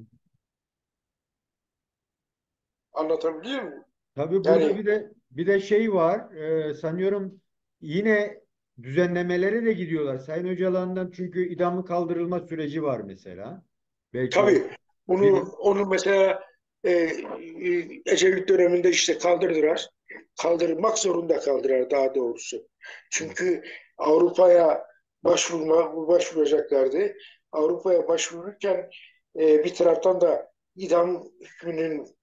idamın cezasının Türk Ceza Kanunu'nda yer alması e, mümkün değildi. Mümkün evet, değildi. evet. Ama e, sadece onu kaldırmakla kaldırar. Hı hı, Diğer ceza yasalarındaki antidemokratik bir sürü madde var. 500 küsur madde var. Onların hiçbirisini kaldırmadılar. hı hı. Anlatabiliyor muyum? Yani özel bir statüyle, özel bir hukukla şu an devam ettiriliyor Tabii, demek. Onun tabii, sonucu. tabii, tabii. Öyle, Evet. öyle bir favor var. Biliyor musun? Dün elime geçti. Hı. E, köye kurt geliyor. Ne? Köye kurt geliyor. Ha, Kurt geliyor. evet. Hayvanların e, şey yapmaya geliyor. Hayvanları telef etmeye geliyor. Hı. Köyün horozu ötüyor. İnsanları uyandırıyor. Şeyi uyandırıyor. E, bağırıyor işte, ötüyor. Ha, Ötünce saygı. köpek uyanıyor. Hı. Köpek uyanınca kurdu görüyor. Köpekler başlıyor çok şiddetli bir şekilde havlamaya. Hı. Ondan sonra havlu, e, çoban uyanıyor. Çoban uyanıyor. Köylülere bağırıyor. Havar havar yetişin. Kurt geliyor. Kurt sürüsü geliyor. Köylüler geliyorlar. E, kurtları püskürtüyorlar. Evet. Ondan sonra ne yapıyorlar? Kalkıyorlar. Efendime söyleyeyim e, çobanı e, uyandıran, çoban değil de köpeği ve e, köpekle beraber işte çobanı uyandıran, Horoza. köyü toptan uyandıran horozu kesip e, şeye ikram ediyorlar. Çobana. Çobana, çobana ikram ediyorlar. Şimdi horoz eğer ötmeseydi, köpeği uyandırmasaydı, o çobanı uyandırmasaydı, kurtlar gelip yemeyecekler miydi? Şimdi bizim çektiğimiz bundandır. Evet. Hayat böyle bir şey. Sevgili Kemal. Yani e, uyandıran herkesi e, Bir şekilde götürüyorlar. suçluyor. Evet. Götürüyorlar maalesef. Peki Ha işte o son kurban da Selahattin'dir. evet. Selahattin'dir, Figen'dir, öbür arkadaşlardır, tahliye olanlardır. Hı hı. Yani bakın Gülten Kışanay'ı 7-8 ay fazla yatırdılar. Ama Hüdaparlıları yani Hizbi Kontra ekibini 10 yıl cezaevinde yatmış diye bütün katillerin hepsini bıraktılar. Hı hı. Yani Türkiye'de adalet bu maalesef. Peki Serhat Hocam. Çok teşekkür ederim gerçekten. Değerli arkadaşlar, Estağfurullah. Estağfurullah. Koçgiri'den Kobani'ye daha çok devletin denetiminde ve devleti aslında simgeleyen, onun yaşamsal temel saç ayaklarından biri olan hukukun Kürtlere karşı sosyalistlere karşı, daha doğrusu devletin en ufak bir yanlışını dillendirmeye çalışanlara karşı tutumunu, biz daha çok Kürtler boyutunu ele almaya çalışarak kendi olayların kendi arka planlarını çok farklı ilgilemeden o mahkeme süreçlerini ve mahkemelerdeki lider konumundaki işte bu çalışmaya kendini adamış insanların mahkemelere düştükten sonraki hal pürmelalini anlatmaya çalıştık. Bu tabii çok eksik bir anlatım. Ee, Amacımız bunu çok daha geliştirerek farklı alanları da birlikte alarak çalışmayı yapabilmek. Bu konuda gerçekten de hafızasına da güvendiğimiz sevgili Sertat Bıçak'la Kobani sürecine kadar bunu getirdik. Serhat Hocam, son bir soru sorayım ve çalışmayı bitirelim. Yani Evet. beklentin ne? Bu Hakkari meselesini de hani hem güncel hem tarihsel diyoruz ya, tarihe not Vallahi düşeceğiz. benim Bu daha çok sertleşecekler bunlar. Bunların öyle mi? niyetleri daha çok sertleşmek. Tabii Yani Erdoğan, çözme Erdoğan amaçlı bir şey yapmayacak mı? kendisinden kurturamıyor. Erdoğan bir türlü kendisini Bahçeli'nin gölgesinden kurtaramıyor. Yani Erdoğan Bahçeli'yi boşayamıyor. Erdoğan Evet. bu Bahçeli'yi boşasa belki biraz yora gelecek, biraz şeye gelecek. Ama yok öyle bir şey yok. Bu ufukta öyle bir şey gözükmüyor. Yani yumuşama dediler, yumuşama dediler, yumuşama olmadı. Bakın Selahattin arkadaş da 31 Mart'tan sonra çok şey değişecekti. Ee, ama değişmedi yani. 31 Mart sabahı bakarım Türkiye'de ne olacaktı. Demek ki olumluyu biz yorduk. Olumsuz söyledi belki de bilmiyoruz. Ya olumsuz da veyahut da olumlu olumsuz gördü. Bilemiyorum. Ya 31 Mart'tan sonra çok şey değişecek dedi. evet. Ve herkeste bir yumuşama havası başladı. Dediler ki işte yumuşama başlıyor. İşte Erdoğan e, Özgür Özel'i Özgür Özel'e randevu verdi. Özgür Özel gitti Erdoğan'ı ve AKP'yi ziyaret etti. Efendime söyleyeyim. HDP'leri Kılıçdaroğlu Edirne'ye gittiler, gitti. ziyaret ettiler. Ha, bunları hemen sevindirik olduk. Efendim yok yeni bir süreç başlayacak. Ya yeni süreç başlamıyor. Keşke başlasa. Başlamıyor. Hayal kurmanın gereği yok. Yani. Hayal kurmanın gereği yok. E, sevgili Kemal, yani hayalci olmamak lazım. Hayalci olmamak lazım. Ha bir de dezavantajımız var. Nedir dezavantajımız? Avrupa ve Amerika çok ses çıkarıyor. Hı hı. Hı hı. Ha, şimdi mesela bakın bugün Amerika e, Rojava'ya diyor ki belediye seçimlerini erteleyin. Evet. Ya, yoksa biz size tam destek olamayacağız. Niye olamıyorlar? Türkiye kendilerinin 80 yıllık müttefiki. Türkiye'nin Güney gönlünü Kürdistan'ı da kırmak uyarmış. istemiyorlar. Güney Kürdistan'ı da uyarmışlardı ama. 19 Efendim? 2017'de Kürdistan'da uyardılar tabii. ya Dediler ki 2 sene sonra şey yapın. Durun. Bakarım merkezi hükümet Bağdat ne diyor ne demiyor politikası ne olacak ona göre. Zamanı geldiğinde biz size diyeceğiz evet referanduma gidin. Yani sizin ipiniz bizim elimizde sizin kendi iradenizi konuşturma hakkınız yok. Konuşturduğunuz zaman iradenizi başınıza geleceklerden biz sorumlu değiliz. yani Dedikleri bu. Kürtlerin konumu kudretli değil mi Serhat abi? Efendim? Kürtlerin Efendim? durumu Anlamadım. kudretli değil mi yani? Kürtler mi? He. Kürtler kudretli. Kürtler en kudretli dönemlerini yaşıyorlar. Hı. Fakat yetmiyor. Yani Kobani'de o direniş çok muhteşemdi. Çok muhteşemdi. Ha, ama ABD ikna edilip savaşa havadan iştirak etmeseydi acaba Kobani veyahut da e, diyelim ki yani Kuzey Doğu Suriye böyle rahat rahat kurtulabilir miydi? Ya. Ya sorun orada. Biraz sorun orada. Ama Bunlar çok dürüst değiller. Bakın çok ağır gidiyorlar. Hı hı. Selahattin'in ağır ceza almasının sebeplerinden birisi Avrupa Birliği'dir, Avrupa İnsan Hakları Mahkemesi'dir. Ya sen karar vermişsin. Bu adam senin kararını hiç sallamıyor bile. Hadi uygulamaya geç. Evet. Yine mahkeme bak. Yani yine mahkeme var. Yani onun için bir müddet daha böyle gider ama toplum bu şeye daha fazla dayanamaz yani. Peki Serhat Yani abi. pencerenin kapağı o sıcaklığa ne kadar değer. Peki Serhat Değil abi. mi? Çok teşekkür ediyorum. Estağfurullah, ben senin gözlerinden öpüyorum. Değerli arkadaşlar, değerli Ama dostlar. başka programlarda buluşacağız. Gözlerinden öpüyorum. Oldu. Teşekkürler. Değerli arkadaşlar, programımızın sonuna gelmiş bulunuyoruz. Serhat Bucak'a çok çok teşekkür ediyoruz.